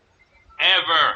Hey, man, but that's your experience, bro. I'm not saying there's nothing wrong with that. It's just that's what people you be around. They don't fuck with Tyler. That don't mean that it's not other people that's fucking with him. That's just that nigga got a weird. I didn't say it's not other people that's fucking with him, Southern. You keep trying to twist the words around. I never said that. I'm saying I said he does not have a hip hop following, nigga. He does not. That's why I disagree. He does not, bro. He does have a pop following, but he do also got a hip hop following too. He definitely does. Shut up, no you don't. Exactly. Lying ass Southern. I'm gonna start calling you Slithering Southern. Hey, you can say whatever, bro. when it comes to music, bro, I be making some valid points. I'm not saying nobody else. You have not made a point about Tyler the Creator. You do make valid points about music, but you have not made a valid point about this nigga. And that means that nobody has, because we're all giving our opinions based off of our surroundings. For sure. But like I said, look, you definitely make valid points about music, but not about this. I'm sorry. I gave you a fact. I mean, none of us have about Tyler then, because we're all talking from our personal experiences. For sure, Southern. You're talking about from your personal experience, Sanchez. You talking about yours, I'm talking about mine. I just learned something about you today, Southern. I'm not lying about mine.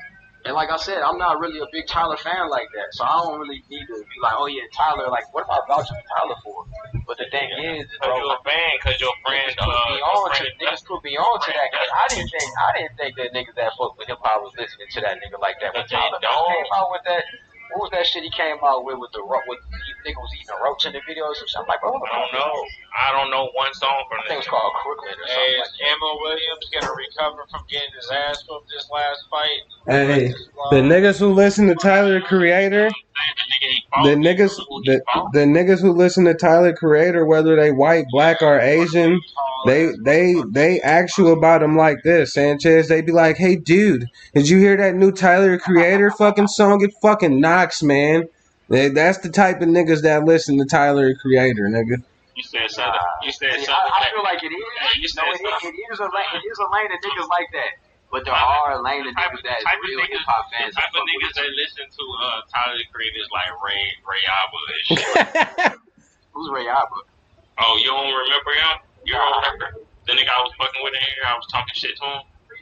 Ray Yamba's a nigga that you do not want to be like. He does have those fans. That shit is real. But there is a fan. That's 95% of his fan base, Southern. He like the weird, like emo, bull nose ring type wearing type nigga. You know what I'm saying? Exactly. Like, type of niggas that listen to him. You know what I'm saying? I'm not judging him, because I actually have a cousin, my cousin Patrick. He's he lives in Kentucky and shit. But Patrick, you know, he grew up around white people, but he bumped Tyler the Creator. That's the type of shit he like. Yeah, he's like that. Tyler is like that suburban. But that nigga can't talk rap. He's like that suburban, you know, kind of like that lane. But I do. I'm gonna be honest. Now, if you was talking about if you was making the same argument for a nigga like Hobson, I probably would agree with you, but not Tyler though, bro. I'm sorry. Hey, I'm gonna keep it real, Ace. I know more hip hop fans that fuck with Tyler than they do Hobson. That's the crazy part. I don't know where. Hey, Southern, you grew up and live in the fucking suburbs, then, bro. Because I don't know I don't know not one nigga in the hood slapping no fucking Tyler the Creator, bro. That's a lie. I didn't grow up in the suburbs. Because you gotta remember, Ace. By the time Tyler came out, I was already in college already. I wasn't in high school. I wasn't in my hood. I wasn't living in Houston anymore. Okay, so I apologize about saying you grew up in the suburbs, but nigga, you was in the suburbs when you was hearing niggas slapping that type of shit for sure. In the suburbs, bro. You just said you was in college, nigga. Yes. Do you know my college is in Nacogdoches, Texas, nigga? The country, nigga. It's hood out there, bro. Yeah, but your college ain't hood. Your college isn't hood, my though. College is a PWI, but when you step outside that campus, so that's my whole point. Your college, you was around the college students, though. They're not hood. Nah, bro, I'm trying to tell you. I can see college students slapping a nigga like Tyler the Creator. Not all of them, but I can see a good amount of college students slapping that shit. I go to school with hood niggas, but there were niggas that are not hood. He do got a point, because my college was in the hood too, but a lot of colleges they slap in the hood. No, I'm not saying the college ain't in the hood, but the college is not the hood, though. Colleges like college. Yeah, the college it ain't the streets. Yeah. Nah, I know that. I know a college definitely can be in a bad area. College institutions are like military bases. Like they put them in the country, but they like the country places them. Exactly. Like for example, when you come in, so there's a street called North Street. When you come in, North Street's like the main street when you come into the town. It's a small ass town. And when you come down North Street, like, oh, this is nice.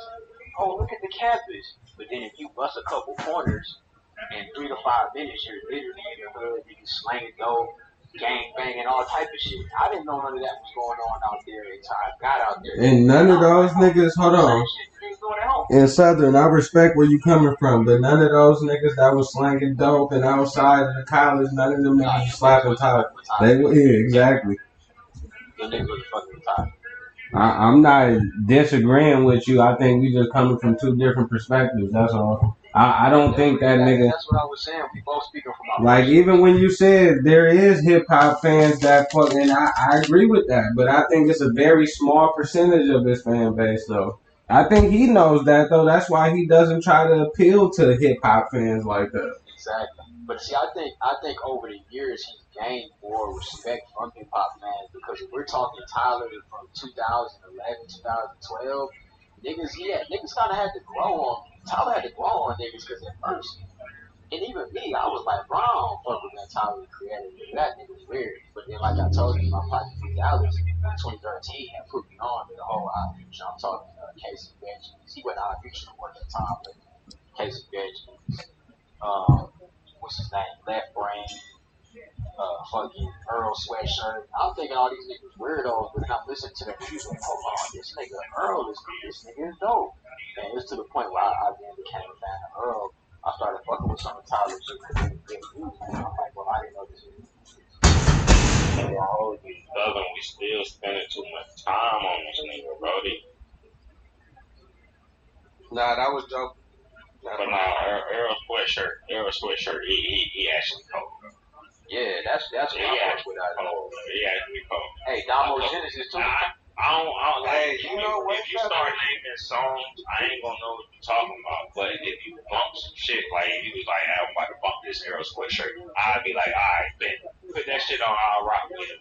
Tyler, You know what? nah.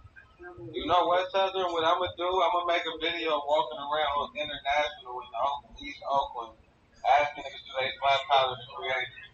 So we respond. But once again, that's gonna be where you at. So it's only that time for where you at. It's a certain way you gotta ask that because that No, can be but good I can content. be in the same city. Hold on, I can still be in Oakland, and I can go to Piedmont somewhere, ask the same question. It might be a gang of motherfuckers. It's a certain way you gotta ask that question because that could be good TikTok content because that could come off as hating to it. A lot of people say no. You know what I'm saying? So if it's a certain way you gotta put that because that can actually be some good ass content. But look, that's why I gotta do what I just said as well. Go to the area where I do feel like they're saying yeah. You know what I'm saying? And ask them. What I'm saying is it's gotta be a certain way, but why are you specifically singling him out? I say why. I don't think Tyler the Creator appeals to a hip hop audience. Let's go ask the people. Let's go ask the random people. I can see where you're going with it. You know what I'm saying? I consider Tyler hip hop, but I think he's more lo-fi hip hop. Yeah, and I ain't saying he ain't hip hop. I just don't. Yeah, that ain't lo-fi hip hop. I listen to lo-fi hip hop like that's my go-to. You know what I'm saying? So I don't consider him that. I consider Isaiah Rashad lo-fi hip hop. He is to an extent.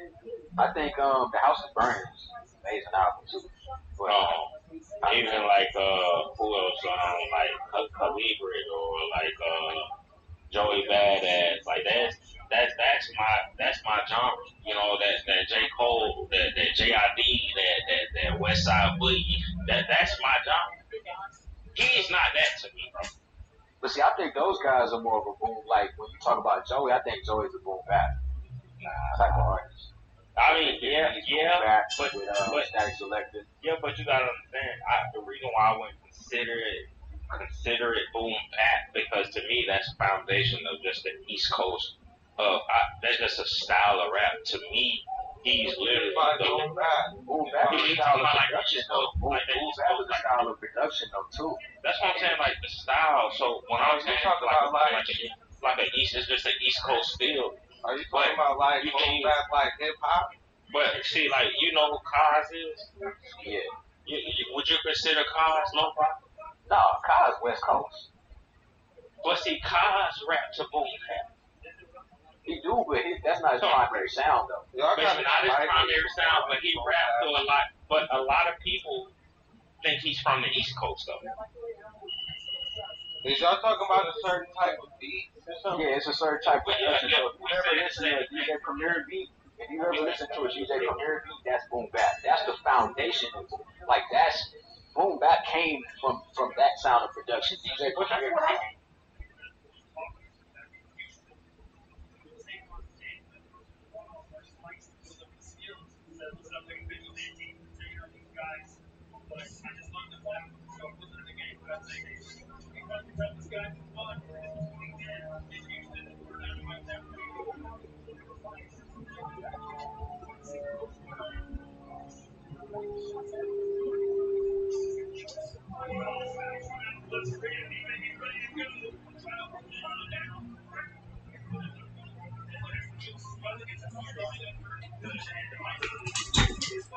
I mean, when God makes the artist, it's done. No, Southern God makes the artist. The artists to me, they shape the production. Nah, and you're right, Chess, because Biggie used West Coast production, like West Coast beats and shit, but he still had an East Coast sound though. Yeah, but see, so his primary sound was on West Coast because Easy Mo Beats handled the sound and Easy Mo Beats the East Coast. Okay. Yeah, but nah, I'm saying no. Biggie's sound as far as his beats and shit was West Coast. His flow was still East Coast. I got a good question for you, son. Okay, what do you consider who's the West Coast artist from the Bay? Ace. Which one? The Russell? Sure. Okay. What do you consider? Let's say the Russell, like a Mac Dre or somebody. Okay, Mac Dre. What style of rap would you consider that, Southern? Mac Dre. I mean, honestly, I don't really listen to a lot of either one of those guys. From what I have heard from. My bad. Go ahead. Mac Dre is kind of Let's say Bay Area rappers. Period. What style of rap would you consider that? Probably the most that I've heard from any Bay Area rapper is Larry June. So when I listen to Larry June, he gives me that Bay. Like when I hear it, it's West Coast, but it's specific to the Bay. So when I hear it, it's like, oh, that's that Bay Area sound. Like it's kind of player. He got like a player type of swag. Yeah. Bay Area sound. He's not the person I expected you to say, but okay, I'll tell you where I'm going. I was going to ask you, okay, what style of rap do you consider T Grizzly? Because he's from Detroit, but he has a Bay Area type of rap style. Yeah, I feel like with T Grizzly not a player rapper to me. No, but I think. But see the Bay, hold on. But yeah, I was gonna say because the Bay it do got more than one sound. In Detroit, like that's why I be always saying they don't steal from us and shit. Because Detroit is a big part of one of our sounds. They're a big part of it. You know what I'm saying? And I understand. I ain't trying to go through the history. I get it. But look, like all right. So if the Bay has more than one sound. You get one. So Larry June is just one of those sounds. You also got like the hyphy sound. You got like that DJ Mustard type of party, you know what I'm saying? So it's different, but I get what you're saying though. You got YG, a LA nigga with the Bay Area beats, but he don't rap like a Bay Area nigga though. He rap like, you know what I'm saying? That's where DJ Mustard got his sound from, was that hypey sound. That's what I'm saying, the hypey sound. So would you consider T Grizzly a hypey type of rapper? No, not at all. But he don't got the hyphy sound. He got the mob sound from the Bay. Yeah. Well, whatever. Whatever you want to call it. What the fuck do you call it, goddammit? But it's obvious that you got two different names from the Detroit rappers from the Bay rappers. Grizzly got a Detroit style though. Even niggas like Cash Kid, they got Detroit styles. I think they just use a lot of Bay Area lingo. They use a lot of our words. So that can get, you know what I mean, kind of mixed up. Like you said, the mob sound. See, I didn't know what that sound was called, but I knew it was a sound that came from the Bay. But it's like when you listen to his beats, they're not Larry June type beats at all. it's a different sound from the bass. So like you said, mob is the proper terminology. I didn't expect you to say Larry June. I thought you were gonna go somewhere else with it and like kind of help my point. But I'm like, when you said Larry June, it's like because but see, but look, there's a whole. I'm about to say it still helped the point when Ace was like, yeah, we got more than one sound. So I'm like, okay, all right. Yeah, because Larry June definitely got a Bay Area sound. Don't get me wrong. It's just probably not as known as the hyphy shit. Like, because it's niggas like Joe Blow and Mess. And, it's different niggas who got that similar sound as like a Larry June. You feel me? And been out way before him, too. Like Too Short. Because I feel like Larry June is kind of like a more modern Too Short in a way. Yep. Because, the hyphy shit was new for Too Short. He wasn't, he never was like a pioneer of that movement and nothing. He just went along with it because the young niggas was doing it. Yeah, he did that Blow the Whistle with Lil Jon. Yeah, that shit slapped too. What niggas don't know about Short is that nigga been making hits since the 70s. He ain't for a long time. Yeah, the nigga ain't the best rapper, but he know how to stay relevant though. You know what I'm saying? If he drop a song, niggas go listen. I've been trying to think what mixtape I didn't hear or see on there that need to be on there. I've been trying to think this whole time. Right, it was a few of them because we just mentioned a couple of them that should have been on there, like the Hustle Game mixtape. Yeah. That first one for sure. Nigga like that. That's without a doubt should be top 50. I think it's the GDOD. Yeah, exactly. I'm trying to think of some mixtapes that wasn't on there that we haven't mentioned, like Rich Homie Quan, of course. But I know it's a few others that probably could have made that list. Hell yeah, bro. I'm trying to think of something. Like we would be just naming some of the artists more than once, like Wiz Khalifa, Taylor Alderdice could have made that list. I feel like the 28 grams could have been on there. Yeah, 28 grams. A lot of people fucked with that. I thought it was cool, but I like the more like cushion orange juice, more like weed rap. Nah, definitely. Nah, that's the Wiz that's the Wiz we all love for sure. But I thought 28 grams was entertaining though. Like I thought every song had some you can dance to it, you know what I'm saying? Yeah, I thought the Migos should have had more than one mixtape on there too. See, I think they picked safe options for that list too, like YRN. We know you can pick that, but there were some other ones like the Streets on Lock mixtapes. They had 4 or 5 of those. They had No Label. No Label could have made that. No Label probably was Migos probably most streamed mixtapes, and that wasn't on there. So I think they kind of went with some safe options. I feel like they did their research, but they could have dug a little deeper and put some more tapes on there. But I think if they extended it to 100, then I feel like Rich Homie definitely be on there. Yeah, see, I'm not like a huge Migos fan. But I would still at least put one of their mixtapes on there just based off of who they are and the movement they have. You know what I mean? Yeah, that's why they picked YRN. They put YRN on there. But that was like my back half of my college time. Like I was about to graduate and start catching fire. I'm telling you, like just the energy, bro. They got to the point where you had the hard to do just being the whole fucking time. I think what fucked up the Migos for me is how much other rappers start trying to rap like them, and then it made it to where I just hated that sound. You ain't like the ad-libs, Now the ad-libs go crazy. It's just that, and I think so many rappers was doing it. It's like, bro, I don't even want to hear this shit on nothing no more. It's like it just kind of fucked it up for me. But if you notice, Migos caught on to that shit. So when they dropped, what was that mixtape they had before they dropped Culture? The first Culture, they dropped a mixtape that had that Going Outside on it.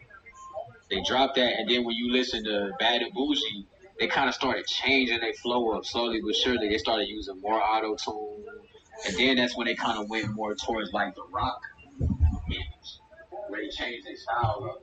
Yeah. Culture is when they started to adapt more of the rock sound too. I don't know if you remember the song they had called "What's the Price" on Culture. I'll probably do it by ear. It was one they made not too long ago, a couple years ago though. That's some knows me. I don't know the lyrics, so I'm trying to just say the melody. Yeah, they definitely figured that out quick. That niggas was taking that flow, and everybody was taking that flow, bro. That shit was ridiculous. I think them, Wayne, and Drake in like a 10-year time span were some of the most copied rappers. Definitely, but I don't think nobody ever really successfully copied Wayne. No. Nah, nobody was ever successful at doing it.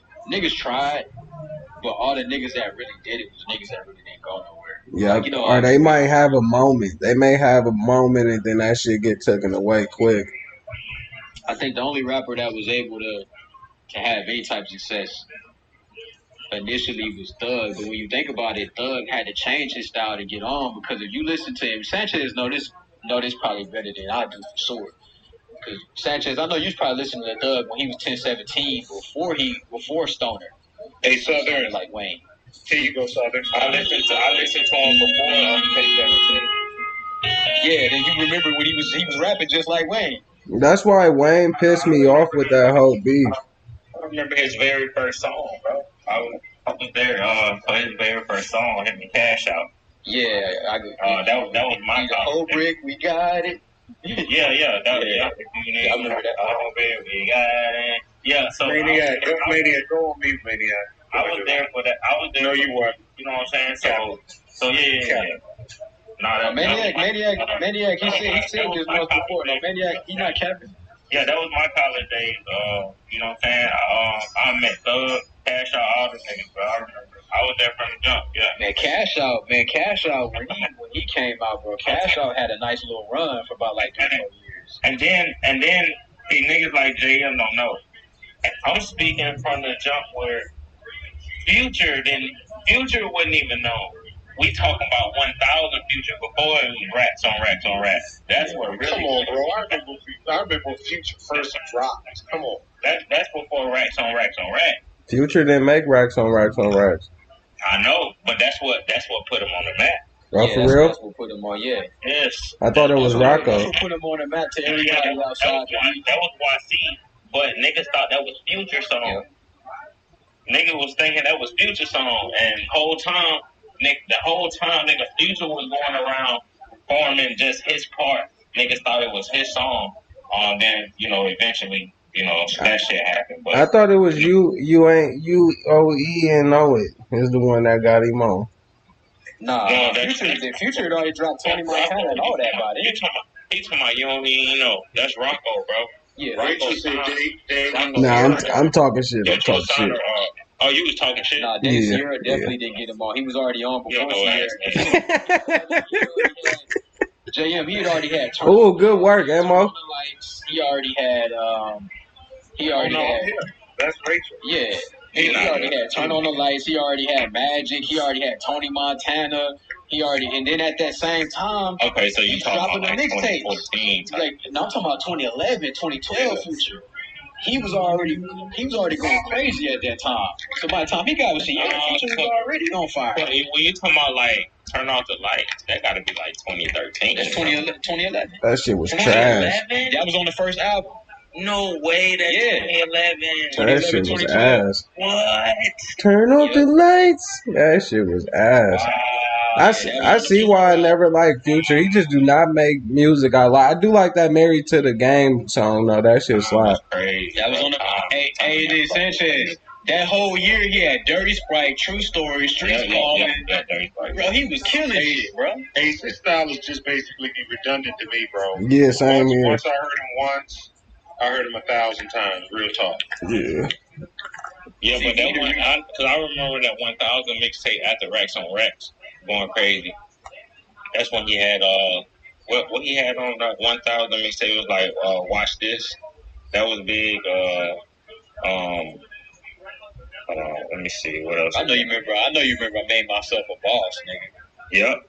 Going to the moon, bro. Like, see, that to me, the early Future is the Future I like the most. But I think Future, once he dropped Dirty Sprite 2, that was the peak. After that, it's kind of like what you saying, JM. It's been redundant. But before that, Future had so many different variations of his style. But Southern, the early Future is the past.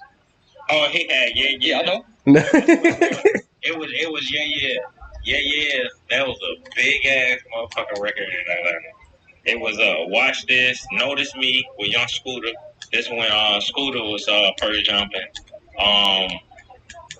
What happened to Young Scooter? But hold on now. You remember? I don't know if you remember Jud. You remember Jud, Young Rap? Yeah, hell yeah. All right, so who in Atlanta sounds just like Jud, man? I gotta think for a second. My nigga, Young Scooter. Once this man bounced back, bro, Scooter went underground, bro. I like that school. I like that song, Pure Columbia. Hey, just go back and listen. Just go back and listen to. You didn't like that song? Go back and listen to Young Ralph back in the day. Damn, listen. Oh, and I look like money. Yeah, don't forget Bricks. You ain't fuck with Pure Columbia? He be producer for Young Ralph. My boy Rich. You said what? Hey. I said y'all ain't fuck with Pure Columbia? Yeah. This nigga just tried to quit on me. I did Columbia. I know you remember astronaut. I know you remember astronaut status, bro. Yeah, that's what I'm Nigga, saying. that shit, bro. That was my college days right there, bro. That was our college days. We were college at the same time. I'm telling you, bro. Look, right Old ass Go niggas. listen to Notice Me and listen to Yeah, and then watch this. That's all back in the day for Future, nigga. It do sound like Young Ralph, nigga. I'm telling you, bro. Bro, that's his whole style, bro. He can get it from me. He definitely took that from you, J.O. Nigga, that's Young Scooter. That shit is crazy. The whole time that's Young Scooter. And that was when 2 Chainz was going by Titty Boy. Yep. Remember when he had the Codeine Cowboys? My partner was like the only nigga where I was at listening to 2 Chainz. He was like, man, listen to that new Codeine Cowboy, bro. I was like, this nigga hard. And then all of a sudden he came out with 2 Chainz, and a lot of people where I was at, just speaking where I was at, they didn't realize that was the same nigga from Player Circle. A lot of people didn't realize that. Yeah, a lot of motherfuckers. See, I got hit because the last Codeine Cowboy, he had that pimp with Bun B and Big Crit. That shit was hard. But y'all niggas don't listen to enough Jose Guapo, y'all. Man, I'm a huge Jose Guapo. I knew, because wasn't he still Titty Boy when he dropped Riding Around I'm Getting It? Nah, he was 2 Chainz. Oh, I was still calling him Titty Boy at that time, though. Some of them old songs he had called himself Titty 2 Chainz. Yeah. Yeah, or Titty 2 Necklace. He say shit like that. He said took your lady, give her back 9 months after that. Similag. I hate that shit, bro. That's the worst flow of his. I hate, bro. That nigga 2 Chainz was sick though. See, I think 2 Chainz is my favorite. The best version of 2 Chainz is like Oprah and Gayle 2 Chainz. I don't know if you heard that with him, Wayne, and Big the Butcher, where he get on the old school sample and start spitting. Okay, so my 2 Chainz flow is off of what's the with Kendrick, Kanye, and all them niggas push T. Mercy, yeah, that's not Mercy. For me, it's right around I'm Getting It. You know what I'm saying? Or I even take Duffel Bag Boy flow. Yeah. Nah, I didn't like that flow back The then. whole track is hard. Everything about that song is hard. Yeah. What, Duffel Bag Boy? Pretty Girls Love Trap music though. I feel like that was like peak 2 Chainz, bro. No skips, nigga. I think No Lie. Even like KO with Big Sean, I fuck with that. I just don't really like he should have been flowing straight through that like Big Sean, and I know he could have, but like all that, you know what I'm saying? Put us together. That's ice cream. Like that shit's stupid. Why you doing that? You know that. Yeah, you know that shit. That's not good. Because that nigga knew better than to go bar for bar with Big Sean. I mean, no, I'm not saying go bar for bar with Big Sean. I know, I'm talking shit. At least match a flow, because when you talk about swag, when you bring a swag to the record, Big Sean ain't fucking with 2 Chainz on that. What? Big Sean said, I don't fuck with you. No, I'm not saying Big Sean don't got swag. I'm playing. I'm just playing. But 2 Chainz, man. I'm going through 2 Chainz catalog right now. That Trap with Billy Trey was tough. It sucks that Big Sean was signed to Kanye, and Kanye kind of did him dirty, because I think Big Sean, out of like the J. Cole's and Kendrick's and everybody that was coming out at that time, I thought he had the most potential at that time. Possible. It's a track I liked back in the day that's underground. It was like supposed to be like, I ain't gonna say it was a double XL freestyle, but it's supposed to be like it's supposed to be like the all stars of the double XL freshman class. And it was like Nipsey, it was like Fresh Montana, Big Sean, who else was on that bitch? Which record? It's called I'm On It. Oh, by 2 Chainz? No, I'm On It by French Montana. Oh, and Wiz Khalifa. It was Wiz Khalifa, French Montana, Big Sean, Nipsey Hussle, all on one record. And it was a double XL freshman. Yeah, it was a freshman. Yeah, that shit was hard. That shit was hella young in that video. Yeah, they was babies for real. yeah. Wiz still had a fade, like that shit crazy. Well, not a fade, but you know he had a yeah. And he still, matter of fact, he still had the P chain. Oh, you know that shit old as hell. Yeah, it had to be like 09. Yeah. Well, yeah, they were on double XL 09 freshman. Yeah, they the freshman. Yeah. Back in the day. I still go back and listen to Star Power every now and then. By Wiz. Damn. So yeah, that's how far back I go. Wiz is locked up in Romania now. No, he not locked up over there. Think he got out? They moved him? No, so what happened was that was several months ago when they actually detained him, but they had let him go. So he has a warrant, but I mean he's in the States.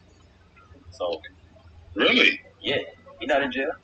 Okay, I thought he was sentenced over there. Nah, I know a guy that signed to Wiz. Wiz is he's still in the States. He was they detained him and they let him go. This happened like in July. Okay. The warrant just recently happened for his arrest.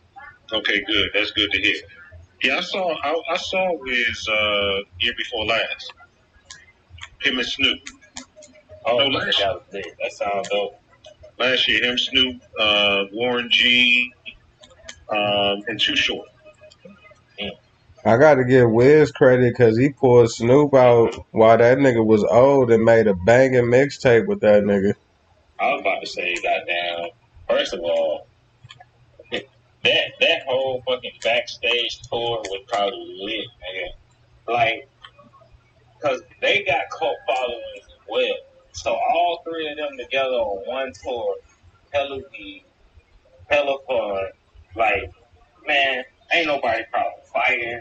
They older. Them niggas get high and have fun, bro. I'm surprised Bash went on that fucking tour. Them niggas really made good music together too. Like and they made decent music.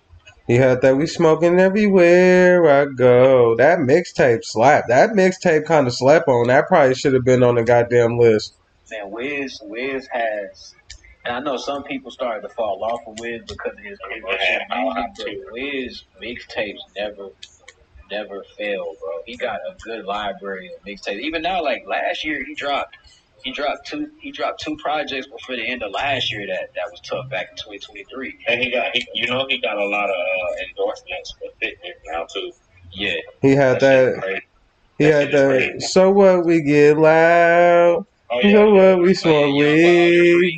That mixtape slap. A billion views almost. He got like 2 videos with 1 billion views. Cause remember that mixtape came with a movie, nigga, and that movie was funny as fuck. Yeah, was it something that Kyle goes to school or some shit? Yeah, Mac and Devin go to high school. Mac and Devin go to high school. He would forever, he'll probably be a billionaire because Black and Yellow will forever be the Steelers anthem. Nah, for real. Matter of fact, he even got an anthem the Saints have adopted. We Them Boys will forever be the anthem. On top of that, that's the nigga who signed Burner. Hey, come on, man. That man probably be a billionaire, bro. I ain't gonna. Yeah, I know he picked up some game from Burner for sure. Definitely. He got, not even to mention the weed.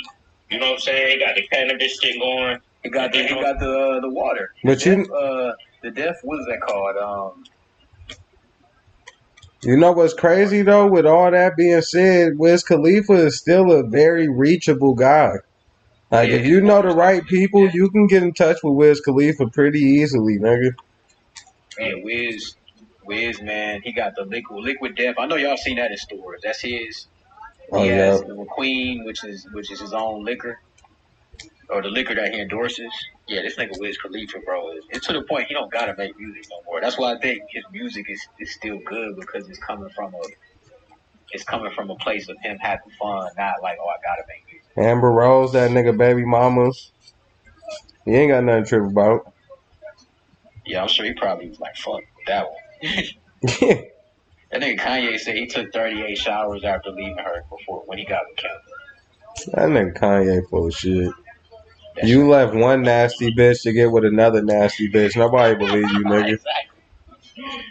That nigga talking about, I took 36 showers. This bitch gave Ray J a blowjob on camera, and you trying to shit on Amber Rose? Stop it. And what kind of juvenile says that anyway? Exactly. Bro, Kanye's a troll, and I think a lot of people don't realize that Kanye is one of the greatest trolls of all time. Oh, yeah. Nah, he's just a fucking Gemini, and niggas, Geminis, we got a huge problem running our big ass mouth. Facts. Hold on. Let Ace cook. Hold on. Everybody mute up. Nah, seriously. I think every Gemini, you can see it, like, if they're celebrities, you can see it publicly. Look at Donald Trump. I think Donald Trump's a fucking Gemini. Which maniac, Ace? Maniacs are Aries. Those are the worst. They worse than Geminis. See, Geminis got two sides. Aries is that other side. No. Say less. No, say less. Hold on, Jay. You know Josh is a Gemini, right? My best friend. I do. Okay. Not. Come on now. You know better than that. I love it. Hold on now. Now, Josh. Now you always see Josh as the calm one, but what's crazy is the opposite is when he turn up.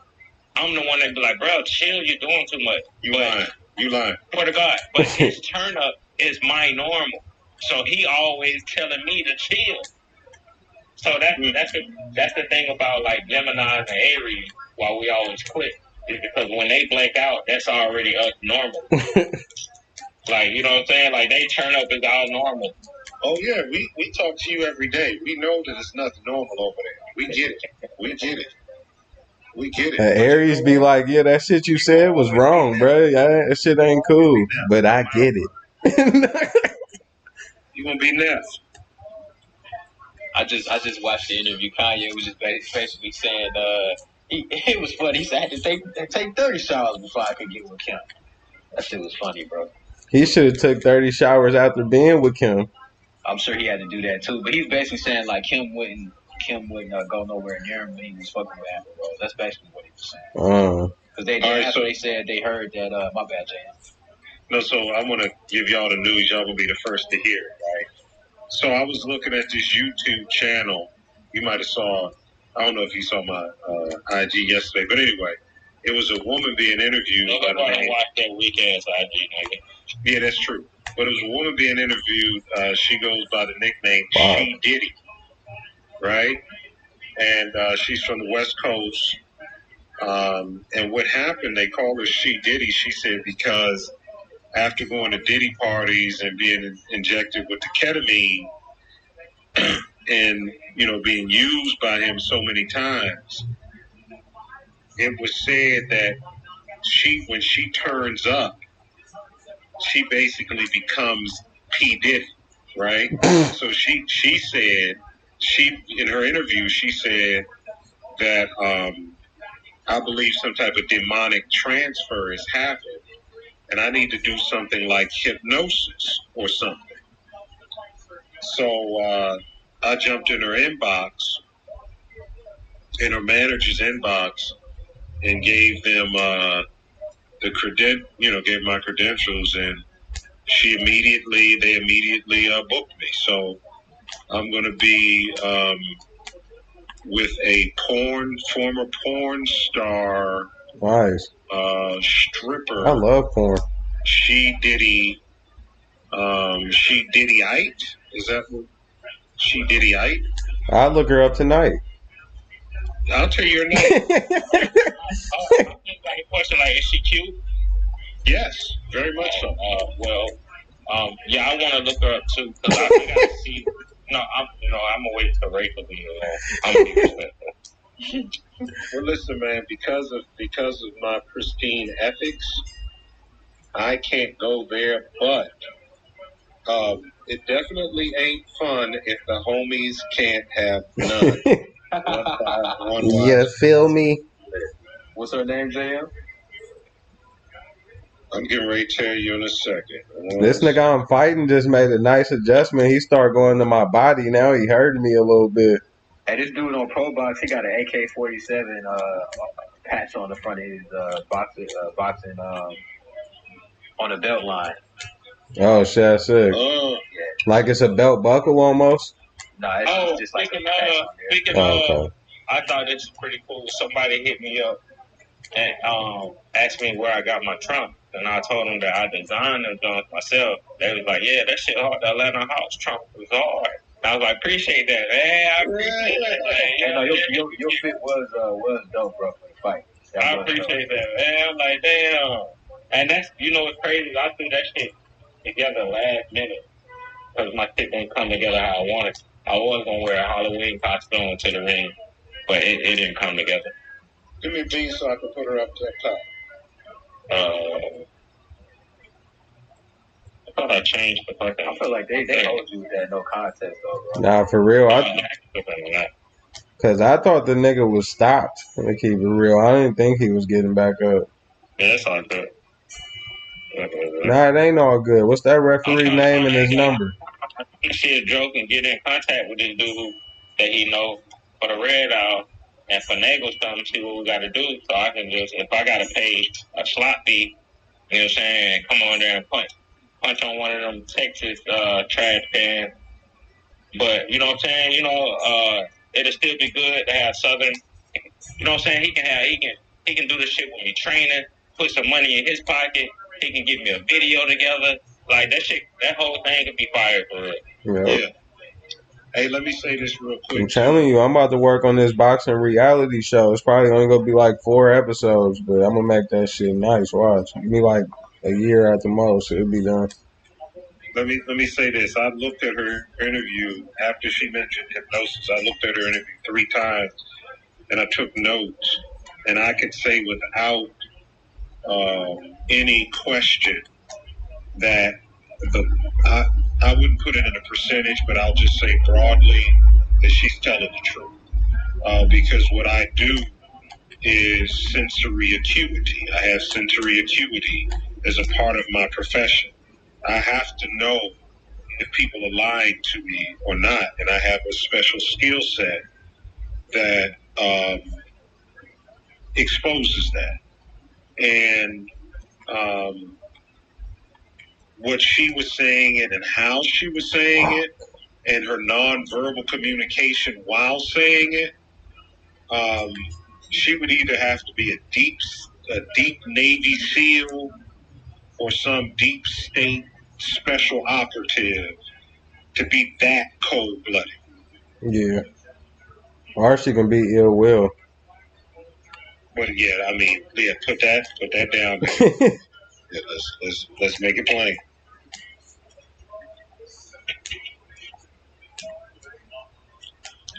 Yeah. Joe, you make it back safe?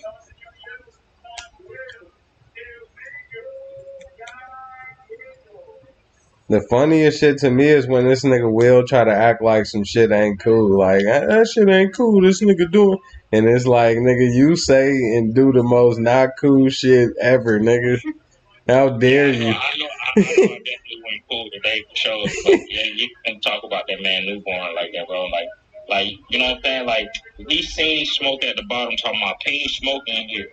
And then, you know what I'm saying? Smoke. And then, you know what I'm saying, smoke come off mute and like, what's up, nigga? You know what I'm saying? Then he talking about something. Hey, man, congratulations on the baby. And he just started going from there. And, it was about to get bad. I know it. I just kicked him out for real, bro.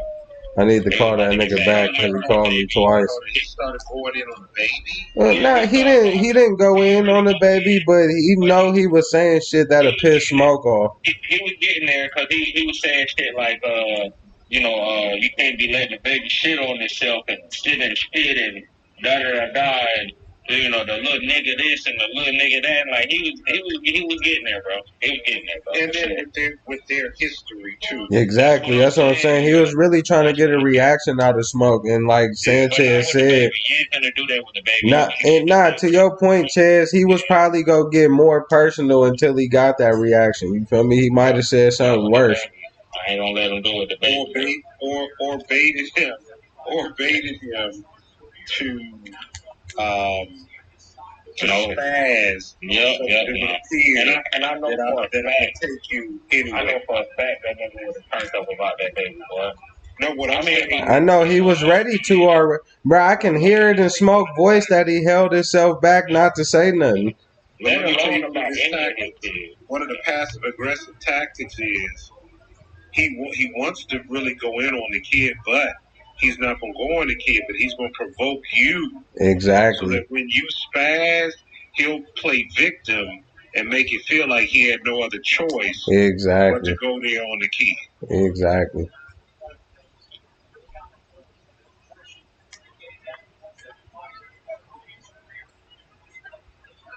You know, that's why I said, I mean, I'm not just throwing this off the hip. When I say I study Will and Maniac's interaction with each other, I mean that, y'all. That's real talk. I'm like sharp because of the. Fuck! Sorry. Well, so you know that ain't nothing wrong with me then, right?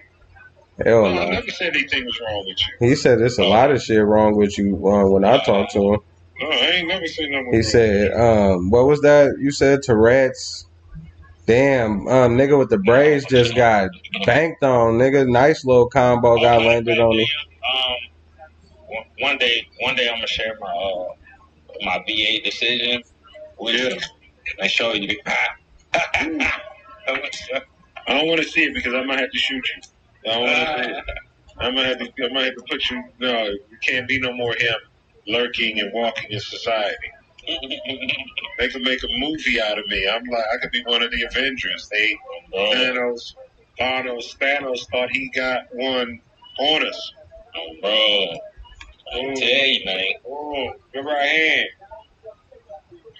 What you got going on over there on that PTR, lunatic? Talk to me. Homemade pizza. I'm looking at it, man. Oh, another good right hand by Cole. Man, one thing about you Midwesterners, I ain't gonna hold you. You Midwesterners do some pizza. Real talk. Real That's talk. just our pizza. That's not even the one we made for the kids. I mean, the kids' pizza can't compare to y'all. Come on. You could have thrown pepperonis on cardboard and the kids would have been cool. You don't know my children. That's right. You got gourmet children. I forgot about that since you're a chef, lunatic suave. They said, did you smoke this pepperoni? Because I don't want it if not. Yeah, but JM, I got the Zone card on the MetaQuest. I got a podcast going on YouTube on the iPad. I got the Pro Box card going on the phone with Clubhouse. You, my friend, are the future. I'm just getting back from Norfolk. So I'm chilling and getting ready to. So, why you ain't pull up on Joe? Let's go, nigga. Me and Joe missed each other. Nigga, I just won the split decision. You know, it was a hard fight. Split decision, but I got it done. You feel me? Because, like I told you, I had canceled my plans until I thought you was going through it. No, I had already canceled it. Hey, yeah. I can't let him be that close and not link with him. You know why it's though. You know why? Because I had some business to handle. I said, man, I could go down there and handle business. I ended up hey, these motherfuckers on this Pro Box card are going after. Yeah, fuck Pro Box. I get on you though, lunatic. Tired of you, bro. You always talking about my mama. I've had a problem. down in Virginia Beach before, and one of the biggest mistakes I ever made was to sell it. But I got another one, and after that, getting paperwork together, going to Office Depot down there, and using their business center, and using the hotel business center, and all that. By the time I went to dinner, by the time I sat down to eat, I turned the card on right there in the restaurant. And well, we talked, and then we were going to try to get together after the fight. He got together with Coach Sean, and I was already in. But I was on the ocean. I was on the ocean view, 9th floor, balcony. Damn, he getting on this black dude right now. So like I told you, I had intended to turn the fight into a weekend. Come on, brother. On the no. beach. Oh, you talking about you watching Khalil Coach? He was a standout amateur. He was a middleweight. Good uppercut. Oh no, brother. He leaving himself way too open for counters though. He keeping his head on the line every time. He was really supposed to be Troy Island. He need to just take his head off the line, bro. He bullshit. And every time he lands some good shit, he got his head right there to be hit. Cool. Yeah, I mean, he looked good. I mean, he boxed good, looked good, but I mean, not right now. That lack, bro, I swear, man, that lack of power is really like detrimental to my. And isn't it one of the most unusual things you've seen with a boxing physical? No, I'm saying with a boxing physical specimen like him and Tim Bradley. Right. That's when you look at them two dudes, it's like, what? But that's because they don't got the right type of body for boxing, though. It's too much muscle. Nah, Sean Porter was still dropping.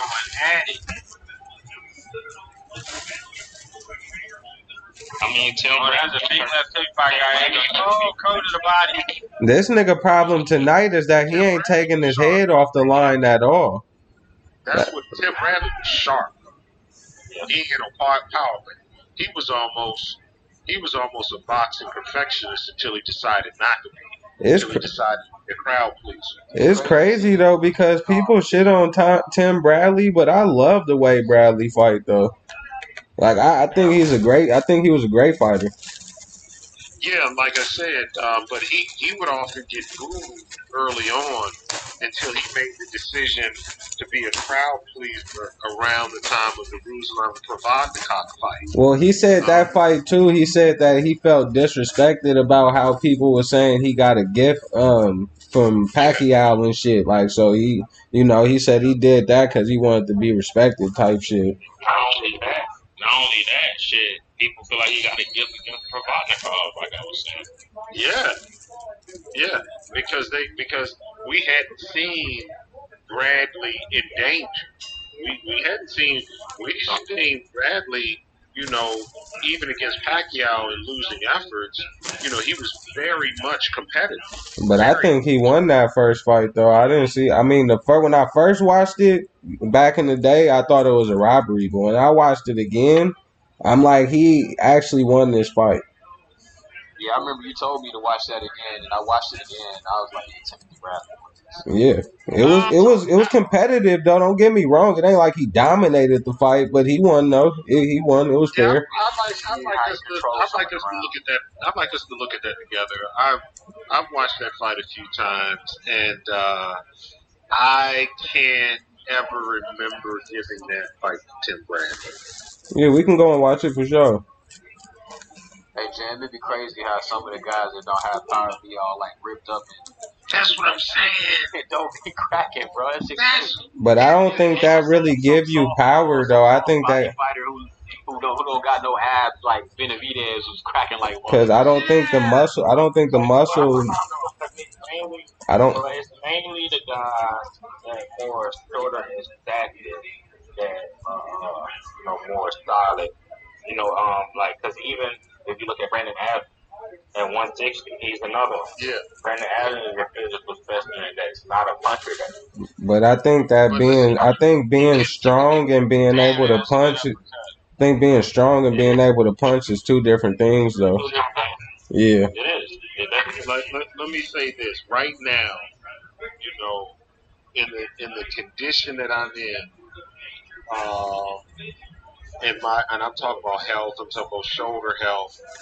I'm probably max bench pressing 285. Okay, you cannot tell me that I'm not punching harder if I could max bench press 145. I don't think that means you punching harder though, JM. I didn't say that.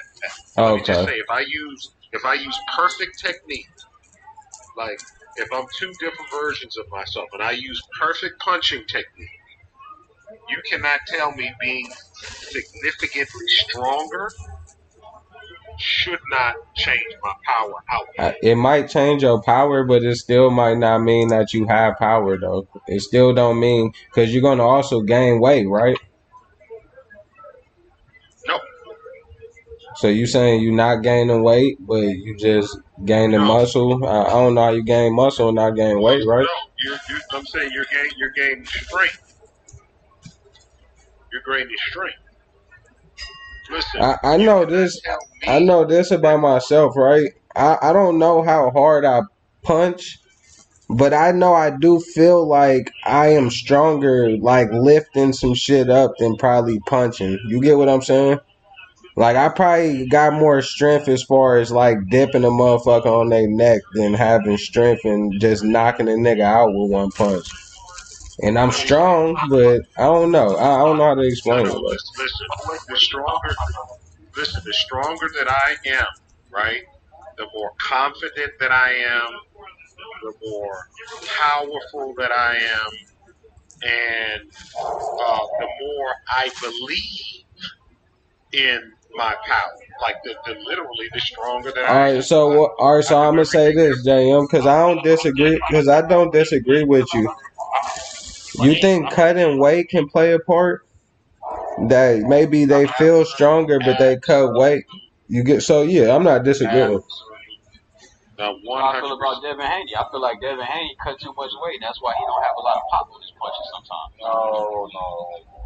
Think about this.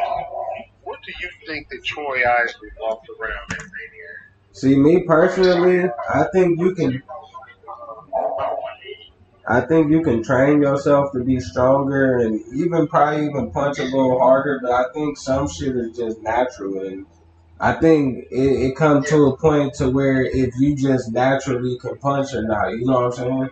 And I think if you can't, you can still strengthen your punch. You can make it, you can strengthen it, but I don't think it'll ever be to that natural punches. You know what I'm saying? Yeah, but see, what Troy Isley's picking up early on, he's what we call the sports world between, in that he's between a couple of different sizes. He has the weight of his weight class, but he doesn't have the height. And not having the height, he also doesn't have reach. So in order to be more competitive, he has to train himself much more significantly. Like if he was taller, he would probably fight a weight class up. Oh, Cole hurt. Cole hurt. Oh, big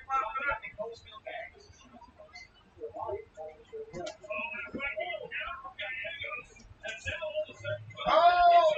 Y'all know Joe said he made it back safe.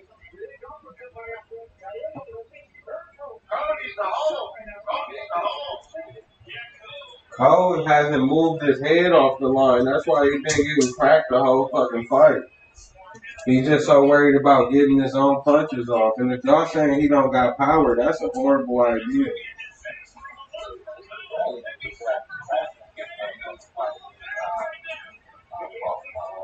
The Copper, but that was his most entertaining fight he ever had, ever. Nigga, that shit was crazy.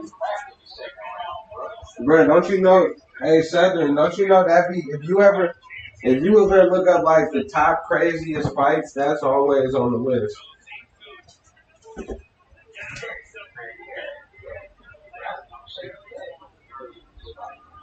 Yeah.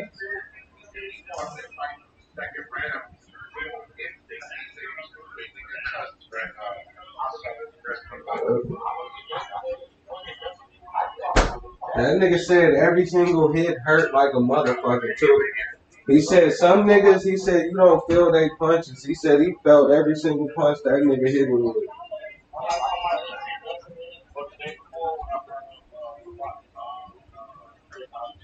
Yep.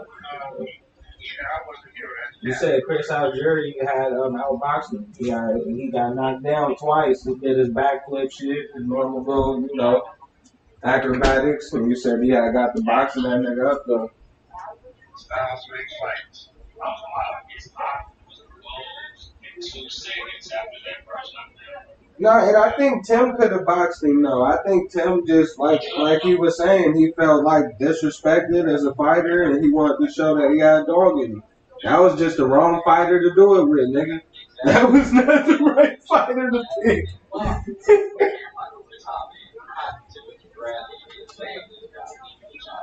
Oh, that ain't gonna be the only time it happened, nigga. That's gonna happen throughout the fight. It ain't something that when fighters try to come at Timothy Bradley, I don't respect them because he can talk, he can pop whatever he want to pop. He got the resume. Yep, he got the resume. Yep. You can't talk about nobody who been in the ring with Pacquiao 3 times. You can't. It ain't really nothing you can say at that point. I'm sorry. In the win one of those fights.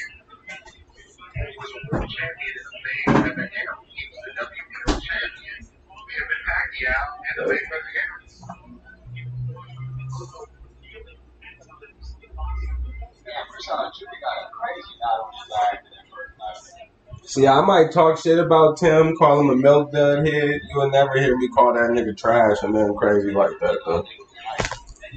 Call him a hater, all type of shit, but I just, I'm not, I never would disrespect his boxing career because I think, like I said, I think Tim was dope. I was a big fan, and although I heard about Terrence Crawford before, he hit the mainstream, or even before Tim Bradley became champion, I'll say this: when Tim Bradley got on the Terrence Crawford train after their first Be quiet, lunatic. When he got on the Terrence Crawford train after his first sparring session with him, I'll never forget this. I called Bud's cousin and I said, listen, everything you told me about your cousin has to be true. And she was like, why do you say that?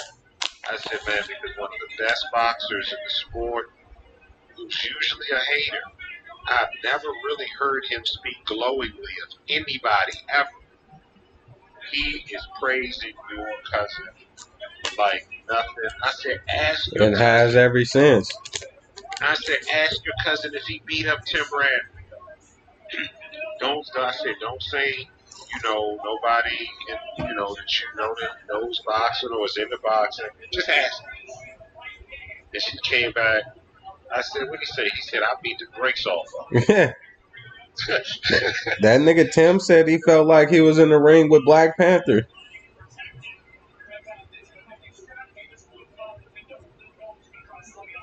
Oh my God, are you guys watching this shit? Hey, that's a good ass fight.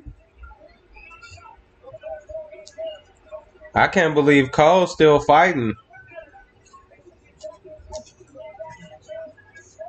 He doing the smart thing though. He's got to keep his head off the fucking line. He's just right there to be hit.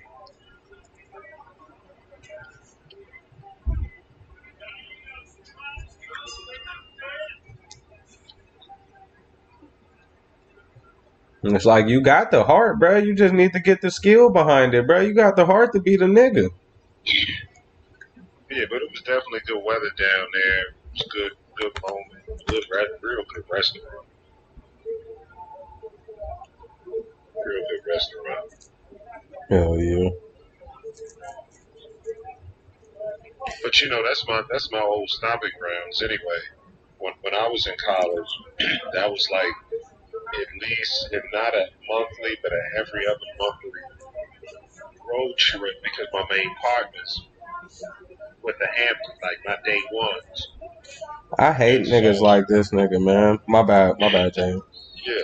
So that era, like I told you, it was nothing before they were big celebrities just among us trying to be. Matter of fact, they were trying to get in our world because all the college girls were in our world. I'm talking about LL Cool J, Dougie Fresh, Teddy Riley, Ice-T. Aaron Hall, not Ice-T. Let me see who else from back then. Slick Rick. You know, most of the New York rap. What about Big Daddy Kane? Who? Big Daddy Kane? Big Daddy Kane. Big Daddy Kane, though, realistically, him and LL already had groupies from our era. Okay. Like, yeah, they because they made songs for the ladies. They were the first thug love rappers when you really get down to it. I like Big Daddy Kane because I think his flow, it wasn't a lot of people who didn't have that hip hop type of flow, and he was one of them people who kind of didn't have that. He was kind of straight direct. Yeah, him and Rakim. Mm-hmm. Coogee Rap too. I think that nigga Coogee Rap on the Cold. Yeah, that nigga raw as fuck, bro. That's who Big Pun got his shit from. Oh yeah, hell yeah, that nigga Coogee Rap, bro. On the Run, bro. I remember the first time I saw that video, bro. I was like, bro, this nigga. I ain't nobody talk about him. You know, Bash always say that's his favorite rapper. That last week, something. Man, bro, that nigga was cold, bro. He got away from the mob, nigga. Yeah, that nigga Bash always say that's his favorite rapper, and he the one who put me on saying that Big Pun took his flow from Coogee Rap. Yeah, he was saying that, bro. Since the moment I met Bash in here, we got to talk about rap. He always mentioned Coogee Rap. It never failed. Wow.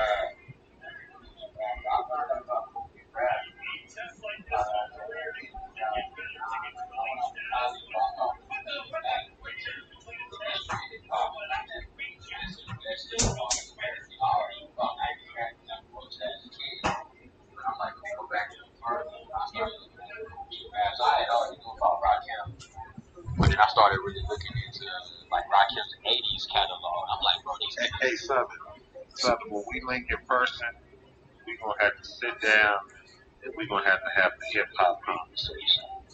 Just like you said. I was thinking we should. And have with a conversation. I was thinking we should do a Discord where we do them top 50 mixtapes and we all just chop it up and make a list and just drop the content. We can do that. Definitely do that, bro. Like between all of us, I feel like we can make a hard ass list. Yeah. For real. Yep. I'm saying, I think based on our collective, it ain't too many collectives that can really bang with us, bro. Not on that topic. Real shit. Real shit. We can do the same thing with some boxing topics though on the court too. We have top 10 boxers, top 20 or whatever. You know what I mean? Top best chins or something. You feel me? Fights or fights you want to see. Yep. Right now. Yep. You know, fights you want to see. Fights you want to see boxing give energy to, so that they actually happen. Real shit. Like we said, bro, we got about 3 years worth of content that was on this fucking app that we just kind of wasted. Cause but you can, hey, but let me just say this. I'm sorry, Ace. No, you good. You cannot say that Tank ain't air fighting right now the way that young boy put on and how he put on and how he knocked Javante. I'm gonna keep it real, JM. I don't think Tank the one that's doing it, man. I don't think it bothered Tank. I think that Shakur is the one bothered by it. Well, I think Shakur is bothered by it one way, but I definitely think Tank is bothered by it because here's the thing: nobody's hunting Tank. Keyshawn is saying, "No, they I'm are hunting you." No, ain't JM. nobody hunting Tank. JM, they all doing that. They No, I'm not everybody. talking about hunting for a bag. Hold up, Ace. I'm not talking about trying to hunt to be in the sweepstakes. I'm talking about being on your line. They He is on his line. look. I'm gonna say all these niggas is doing that. Yo, Talk to him. Why you trying to get help? I disagree. Actually, I wanted you to hate him. this nigga sick. He's on his line. I wanted you to hate him. Nah, I was saying, look, JM, I was saying yesterday. Honestly, I feel like See, this is content, right? This is content that we're missing right here. Yeah, bro. I don't even think he actually officially called him out last night. I think when he said Tank knock, it did its job to mention his name just enough for the vloggers and the YouTubers. Oh, that's all he said, Chess? So him saying, I hate allegoric niggas. Hey, Southern, I hate allegoric niggas like them. Let me just land right here. Hear this whole allegorize this grown man's word.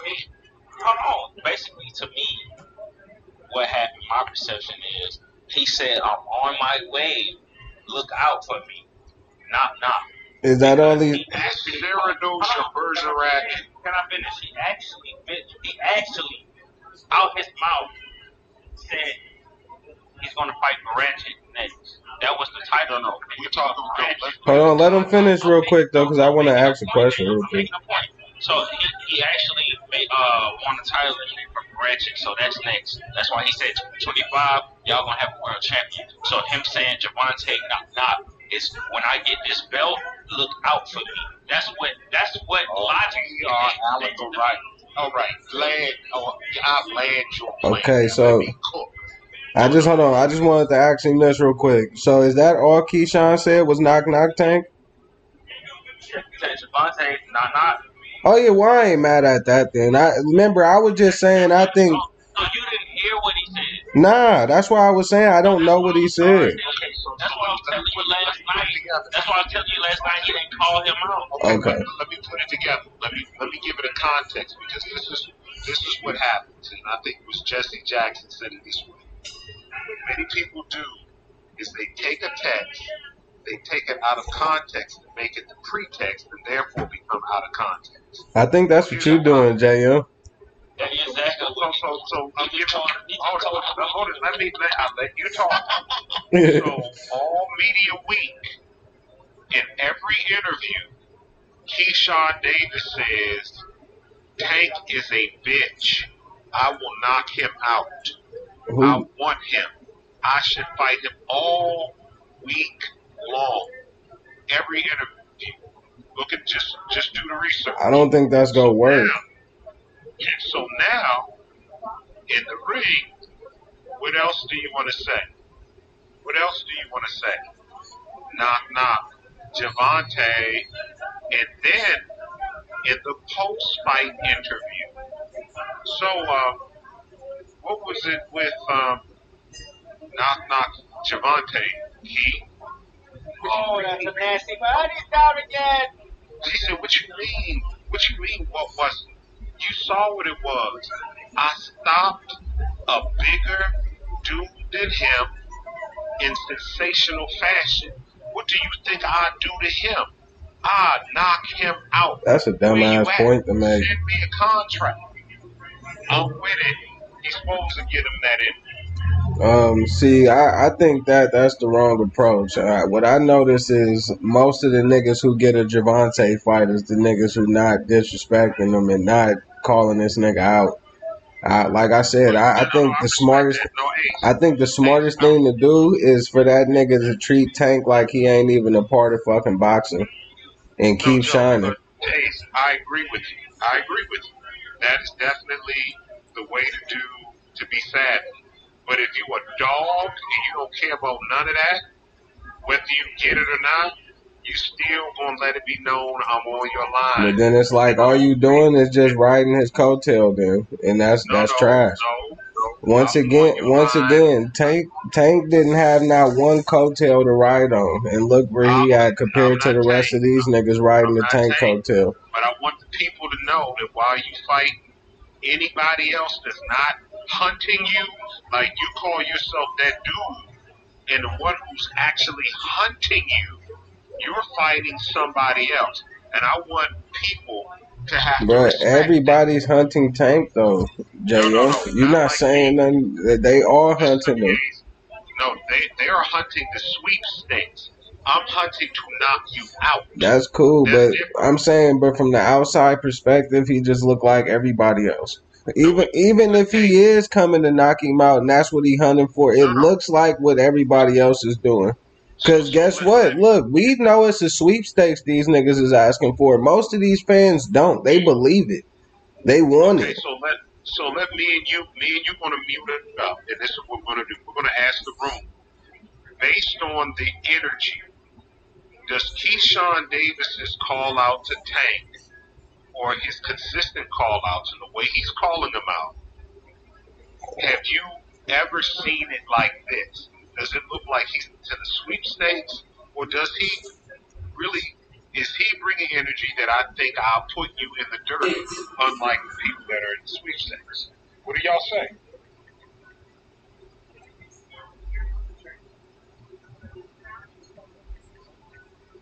Okay, so then so back to you, Ace. Back to you, Ace.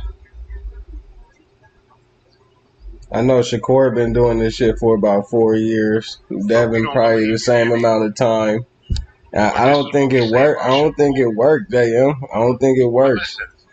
I think it sound good. It sound good. It feel cool for the moment, but I don't think nothing come out of it though. Let me tell you where you're wrong. When we hear Shakur say that, we say we don't believe you. You need more people.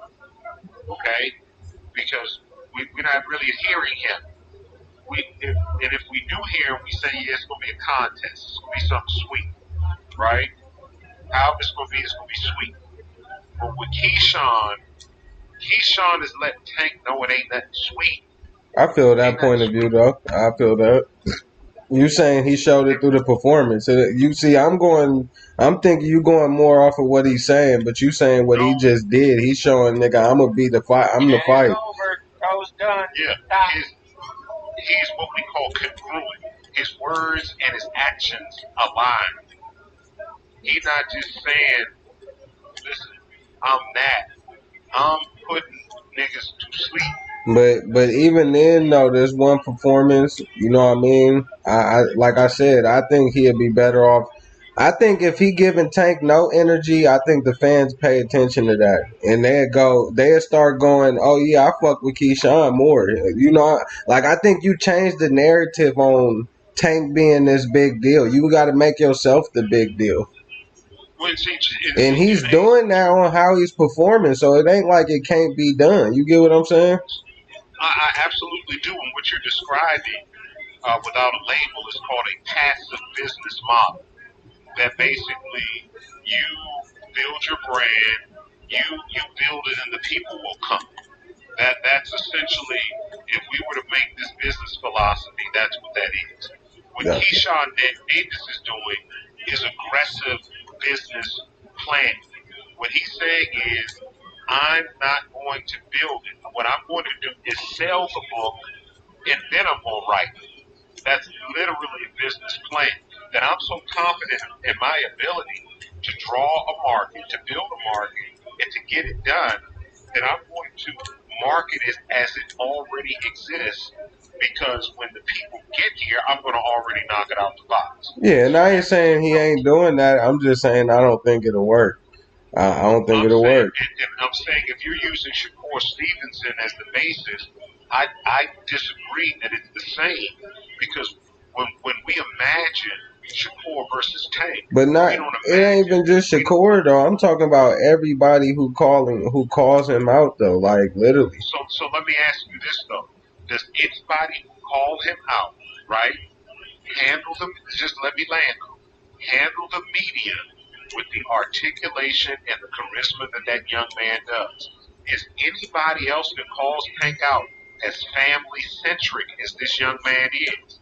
Is anybody else that called Tank out giving highlight reel beat downs and knockouts like this young man is? Is Anybody that called Hey, JM, there's one performance right now. Putting 10,500 people in a stadium.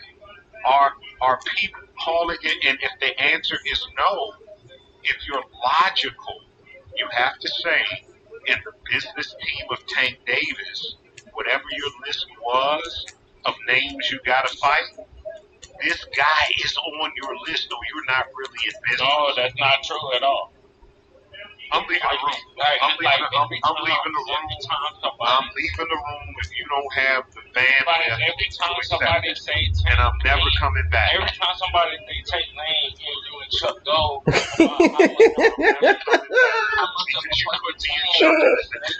Me and Chuck in the same room. It's like so you're out of here. It's pathetic because you're out of here. Somebody moderators. Moderators. Every time somebody mentions take names, moderators, please moderate. You and Chuck Gold talking about how much of a chance this person got. People like this don't have actual definitive statements. They bring other people's name up or even in the conversation. Not even in the room. But he can't speak to what I think. He ain't lying though. Did I not cut him off, Did I not start talking? Yep. He was already on there. They showed him. They had showed him, Bash. You bring in another fighter. You bring in another fighter that was not on the top. Now you bring in another fighter. You brought another man who's not in the room. He's not even. He's not in the conversation. Now you brought another fighter. Now you bring in another fighter. Come on, man. Okay. You want to bring another referee? Come on. With another astronaut? Come on. What else? What kind of gold? Man, you said, like, this man is literally out his mouth said that he's on the list of fighters that he got. Like, bro, no. Scott Davis don't fucking make a break Tank's career. Listen to what. Okay. You can't reduce my words into this. Come on, man. I will say you're smarter than that, but that's a compliment. Listen to what I said. If Keyshawn Davis, man, Bash, you see what I go for, bro? If Keyshawn Davis is not, I was cutting him off on purpose, Vince. God I'm damn. saying Keyshawn Davis is not on Tank Davis's list, then you have to ask who else on the list is as charismatic and as articulate in the sellability and marketability of a fight. You don't have permission. Wait a minute, let me land. Do I have permission to speak? Who else is more family centric on that list? Who else has an Olympic medal on that list? Who else? Permission to speak. Who else has highlight reel beatdowns and knockdowns on that list? And who else puts 10,500 people in stadiums? Listen, if you have other people on that list, you got permission. If you have other people on that list, you gotta make it make sense. That's like me saying, if you're in the business, because I'm not gonna let you do this. I'm not gonna let you manipulate the room. Hey Sanchez, before you go, hold on, Sanchez, before you go, real fast.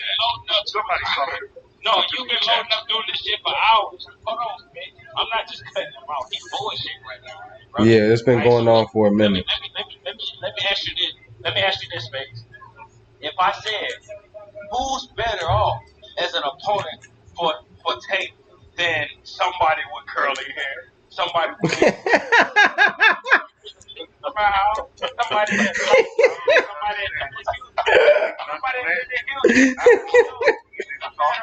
It's not funny, it's not entertaining, it's not hot, it's not players. You see what I just did there, right? It's not pimping, it's nothing.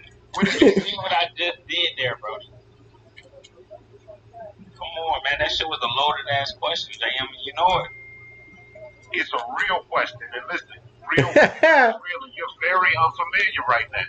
Very. Now he's trying to quote rap lyrics like he hit. Man, somebody come get this stuff.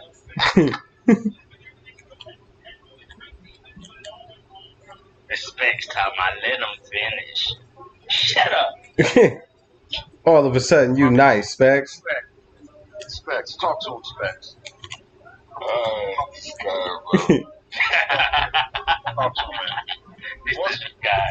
Was I cooking or not? Just answer that. No. Was I cooking or not? No. I understand the way you're coming from. Do you know what I mean? I completely get where you're coming from. It's just I feel Tank is he's gonna take all of them factors about Keyshawn and undermine them and be like, bro, you don't do no fucking numbers. Exactly. Come to man. When you got 10,005 people in the stadium though. Oh. But JM, I fully hear you. It's just who else on his list is doing that though? But you're talking about in his own hometown. That has nothing to do with what they're going to sell on pay-per-view. And look, all right, look, I'm going to say this. I don't disagree with you're saying at all. I think you on point. I think it's just a little too early to be so guaranteed with it and exact with it. Like, I don't disagree with you. I just don't think I think it's a little too early to call it the way you calling it. That's all. But I don't disagree. I don't disagree. But I hear what JM. You don't get to tell me what time it is for me to be on your line. I'm on your line. Yeah, but if he don't end up getting the fight, hold on, JM, if he doesn't end up getting the fight, then what? JM. So he hasn't looked like a sucker yet. If that's the case, he been looking like a sucker. JM, what are you talking about? I'm saying let's be realistic about it. Like, so if he does all that and don't get the fight, then what? Because most of these niggas who's doing that, they're not getting the fight. Ain't nobody calling Tank a sucker. He's still getting pay-per-view sales. But listen, but those same people, he has excuses. He's got motion. So he can't say that Keyshawn only has 12 fights, and that's not a good enough excuse not to fight that nigga? He's an exception to the rule. Because I know his fans will listen to that shit. See, but JM, you only looking at it from your perspective and how you look at it because you have a listen from a casual perspective. Because I'm not a casual. Exactly, that's my whole point, bruh. But the people who's buying the shit are casuals. But I'm not talking to Come on, JM. I'm talking to you. That point, hey man, that hate started to consume people after a while. Here goes the deflection though. But these people here talk to each other every day. They're smarter than you, maniac. You're flattering yourself. They know when you unmute yourself to deflect. He be so fake busy throughout the day. Look, you know, Chuck came in and did that same thing. Chuck came in and did the exact same thing that you But you just put me and Chuck in the same sentence again. That's boiling water. That's my That's now. But you can't put me in a car with somebody that I'm not riding in. What did Chuck come in here and do a couple hours ago? You hate on Tank. I don't put him in on a motorcycle. He's a motorcycle. You can't put anybody in the car because I'm in a motorcycle. I'm on a motorcycle. Don't put no other man in the car with me. I'm Dolo. I'm Lone Wolf. Or Solano Ilano. Or he in the little buggy thing that the dogs ride in there. Listen, I stand on business. On me. I don't need to be in the car with nobody. You can't. There's three things that you'll never hear about Jay. You never hear that he folded. You never heard that he told. And when he's 100 years, you'll never say he's old. You got that from Dolomite.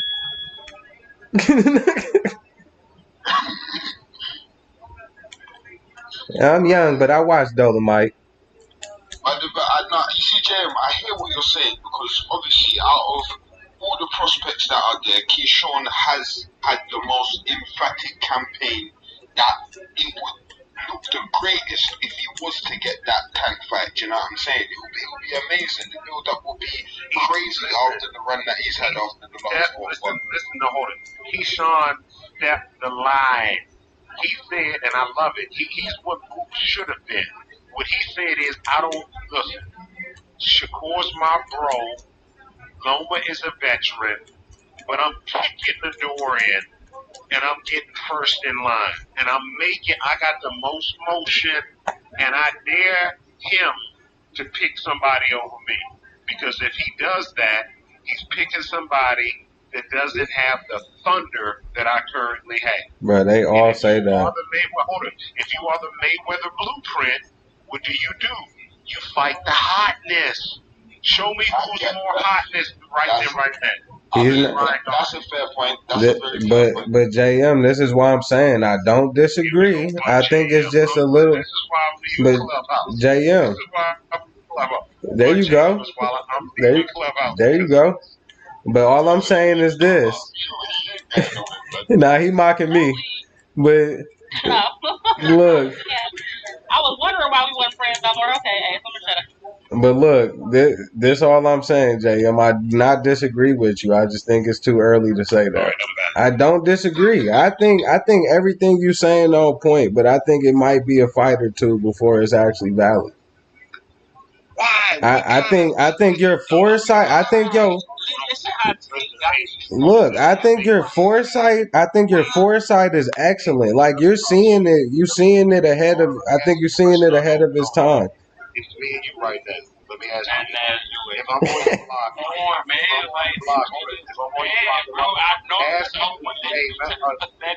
I'm on your block, am I one of the OGs or not? Yeah, you one of the OGs. Okay, let me talk to you. Yeah, man, I'm gonna shoot that block up. Make the last point that you make. Make that last point that you made. I don't remember what I said. I'm high. What you said, I just be cooking. When I cook, it come off the top. So what you said is another point or two. I'm saying, listen, we don't have to follow rules. We rule breakers. Squares follow them kind of rules. We eat the food that's in front of us. We eat what's in front of us. We ain't got to let squares wait. Hey, right now. No, you're not following right now, bro. I know. If you say you get what this thing talking about. Look, like I said, I'm still where I'm at with it. Like I said, I get what you're saying, and I'm not even disagreeing, but I don't think this the time. This ain't the time. I know we're talking about things. This ain't all over the place. Talk about. What the fuck? Damn, you hating on the man you got caught. That same shit that you doing right now. It never fails. Every time somebody say take name, it never fails. The next day, y'all come in here. That you're exposed because you can't say it without laughing. You're laughing. You're laughing while you're pathetic. It's pathetic at this point. This shit is hilarious. Because I know Ace didn't know what the fuck you was just talking about. I know. I know what he's saying. I still disagree though. Like I said, I don't. You don't know the law. I like what he's saying ain't wrong to me, but at the same time, I don't think this is the time to say it. Like I still think it's gonna be a fight or two before you can really just say that. I think he on his way though. He definitely on his way. Listen to me, but because you're spiritual and you're not only cultic, you're occultic. You're the last person that I would expect to follow these rules that you're trying to get me to sit here to believe. You would really say this moment is the moment that it's supposed to be. This is the moment. Now, what? See, you ain't saying that. My bad. I was texting my girl back. No, I like when I mic drop. No, mic drop. Nah, it wasn't a mic drop. Don't you feeling yourself too much, JM?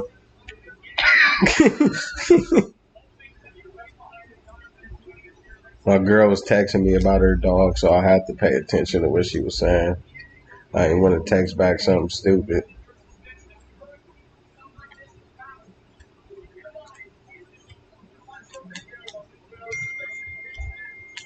But yeah, though, I think Keyshawn on his way, though. And in my defense, I wasn't feeling myself. But sometimes you can. Philosopher said sometimes you got to pop out and show African Americans.